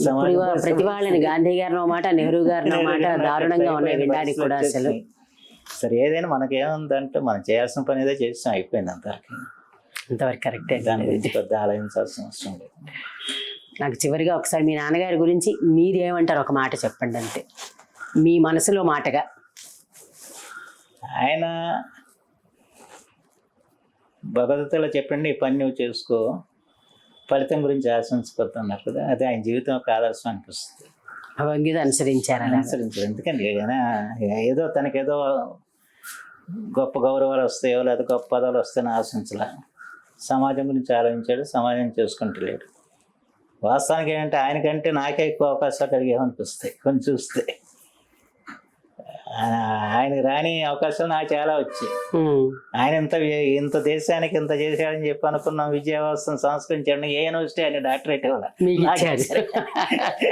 వాళ్ళ అబ్బాయికే మీకు ఇచ్చారు అనుకోండి. పోనీ అది కూడా నాన్నగారు సంపాదించారు మీకు. అదే అంటే దాని ఆయన గురించి అవును. అధ్యత ఆట గురించి ఏం ఆలోచన లేదు, కానీ రాజకీయాలు చాలా ఆటపోట్లు పడ్డారు, నడుస్తూ ఉంటాయి. కానీ అయితే ఏంటంటే ఆయన ఎప్పుడు కూడా తాను అనుకున్నది ఏదో సాధించే వరకు నిద్రపోయేవాడు కాదు. అనుకున్న వాటికి కూడా సులువుగా అయ్యే వ్యవహారాలు కాదు. అన్నిటికీ ఎదురు దెబ్బలు తిన్నారు. ఎంత ఎదురు తిరిగితే ఆయన అంత పట్టుదలతో పనిచేస్తారు. తిరగబడి బాగుంది అది. అందుకనే అది ఆయన జీవితం తట్టు నడిచింది. అది ఒకసారి మా సేవాశ్రమం అంతా అగ్నికి ఆహుతి అయింది. అదే కారణంతో అయినప్పటికి కూడా వెంటనే ఆయన వాళ్ళ అన్ని పెద్ద బిల్డింగ్లు కట్టే వరకు నిద్రపోవాలి. ఆయన ఏంటి ఏది పట్టుకుంటే కదా ఆయనకి ఎందుకు చివరిలో ఆయనకి కొంత మా తాతలందరూ మంచి భక్తి పరులు. మా నాన్న కూడా చిన్నప్పుడు ఆ భక్తితో నడిచేవాళ్ళు. మా తాత రామాలయం ఊరు ఇంటింటి తిరిగి డబ్బులు వసూలు చేసి రామాలయం కట్టించాడు బోదరపల్లిలో.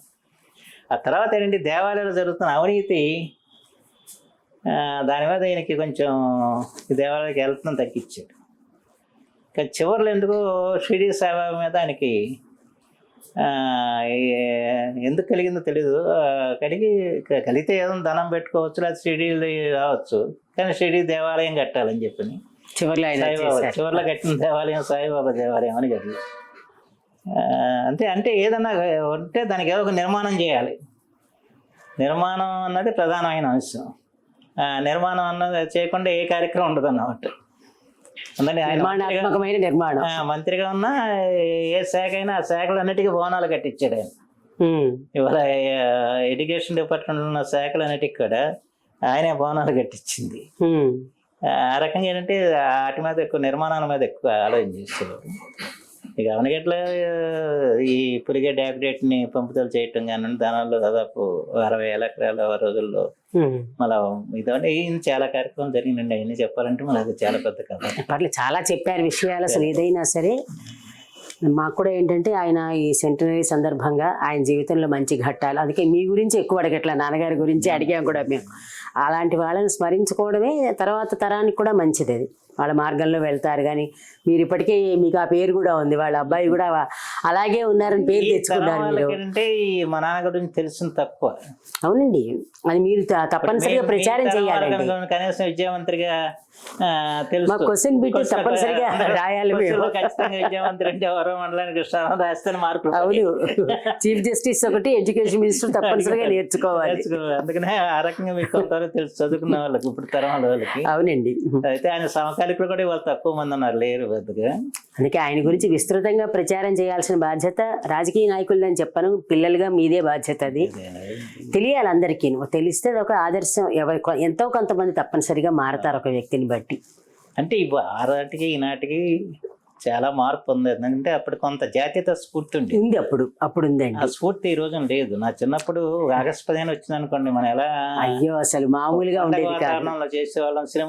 సినిమా హాల్స్ కూడా ఫ్రీగా సినిమాలు ఇచ్చేవాళ్ళు, చాలా నడిచేది. వాళ్ళు ఏమన్నా అంత కృత్రిమం అయిపోయింది. అసలు ఏం లేదు ఇప్పుడు. వాళ్ళు ఏం లేదు, ఏ పండగ లేదు, ఏ కథ లేదు, అట్లా నచ్చిపోయింది. అంతా ఫోన్ పండగను టీవీ పండగలే. ఇప్పుడు చాలా మార్పు వచ్చింది. మార్పు కళ్ళ ముందు చూస్తాం, బాధాకరం. అదే కరెక్ట్ అండి. అది అంత గ్లోరియస్ నుంచి ఇంతవరకు చూడడం అనేది బాధగా అనిపిస్తుంది. మన తరానికి ఉన్న ఇబ్బంది అది, తప్పదు. అది ఇంకది. తర్వాత ఏంటంటే ఇప్పుడు ఈ 4 పర్యాలు నేను శాసనసభ్యుడైనా, ఆ 3 పర్యాలు అంటే సమాజ సమస్యలు ఏదో గ్రామ సమస్యలు అయ్యి అడుగుతూ ఉండేవాళ్ళు. కానీ ఇప్పుడు కుటుంబ సమస్యలు పొద్దున్న లేస్తే తెల్లవారిని తగ్గించి అవే గొడవలు, భార్యాభర్తల గొడవలు, లేకపోతే అన్నదమ్ముల గొడవలు, పొలాలు, ఇవే తప్ప ఇంక రెండో కనపడతారు. అంటే కుటుంబ వ్యవస్థ ఎంత బలహీన పడుతుందో అర్థం చేసుకోండి. చిన్నభిన్నం అయిపోతుంది. చిన్నభిన్నం అయిపోయింది. ఇప్పుడు పోలీస్ స్టేషన్ల కేసులు అవే, ఏం పరిష్కారం చేసే వారాలు కూడా కాదు. మన వ్యవస్థ ఈ విధంగా నిర్వీర్యం అయిపోతుంది ఒక్కొక్క వ్యవస్థ. ఈ నిర్వీర్యం అవడానికి కారణం ఏంటి? విద్యా విధానం. దాని మీద మనం ఆలోచన చేయాల్సిన అవసరం. ఇది మూలం అండి. మూలం దెబ్బ కొట్టేశారు మన దానికి. మూలం దగ్గరే దెబ్బతింటున్నాం. మూలాన్ని మనం చదువుకున్న విద్యా విధానం వేరు, మన కథ వేరు, ఆ రోజున మన చెప్పిన నీతి పాఠాలు వేరు, దాన్ని అనుసరించి మనం జీవితం పనిచేసిన ఉపాధ్యాయుల నీతి వేరు. వేరు. ఉపాధ్యాయులు కూడా సామాన్యులు కాదు కదా వాళ్ళు. కేవలం అనేది పాఠాలు చెప్పకుండా మా తెలుగు టీచర్లు అయితే ఏదో మంచి పుస్తకం చదివితే వెంటనే చదవండి పుస్తకం చెప్పి దాని మీద మాకు ఆసక్తిగా చెప్పి చదివించేవాళ్ళు. అస్సలు లేదు చెప్తే అసలు పాఠాలు వినే పిల్లలు లేరు. ఇప్పుడు క్లాసుల్లోనే కత్తులు పుచ్చు కూర్చుంటున్నారు కదా, అంత గందరగోళం అయిపోయింది. అడిగితే చెప్పుచ్చు కొడుతున్నారు. ఇప్పుడు చాలా మార్పు తేవాల్సిన అవసరం ఉంది సమాజంలో. ఇది మీరు నిజంగానే మీరు అన్నట్టుగా అది మీరు చెప్తానన్నట్టుగా తెలుగు గురించి దీని గురించి మీరు చేయాల్సిన పోరాటంలో మీరు తప్పనిసరిగా విజయం సాధించాలి. మాలాంటి వాళ్ళు సంతోషపడతాం.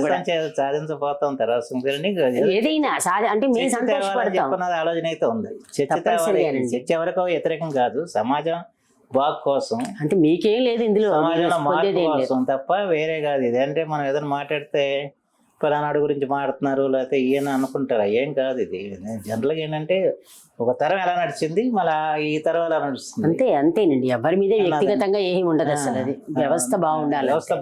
వ్యవస్థ బాగలేదనేది అందరూ ఒప్పుకుంటున్నాం తప్పనిసరిగా. కాబట్టి బాగుపడాలనుకోవాలి కదా. బాగుపడాలనుకోవాలి. బాగా దేంట్లో భేదాభిప్రాయం లేదు కదా, అందరికి ఏకాభిప్రాయమే, కానీ ఆచరణ లేదు. నిజమండి, ఆ మాట మాత్రం వాస్తవం. చాలా సంతోషం అండి. చాలా సంతోషం. చాలా చక్కగా చెప్పారు. ఇది విన్నారు కదా, మండలి వెంకటకృష్ణారావు గారి 100వ జయంతి సందర్భంగా వారి పెద్దబ్బాయి మండలి బుద్ధప్రసాద్ గారు చాలా విషయాలు చెప్పడం అని చెప్పారు. కానీ ఇంకా చాలా ఉన్నాయి, ఎన్నైనా మాట్లాడుకోవచ్చు. వాళ్ళ జీవితాలను ఆదర్శంగా తీసుకుని మనం కూడా మనం రాజకీయాల్లో కాకపోయినా కనీసం మన జీవితంలో మనల్ని మనం దిద్దుకోవడానికి వాళ్ళని ఆదర్శంగా తీసుకోవాలని భావిస్తున్నాం. నమస్కారం. నమస్కారం. నమస్తే అండి.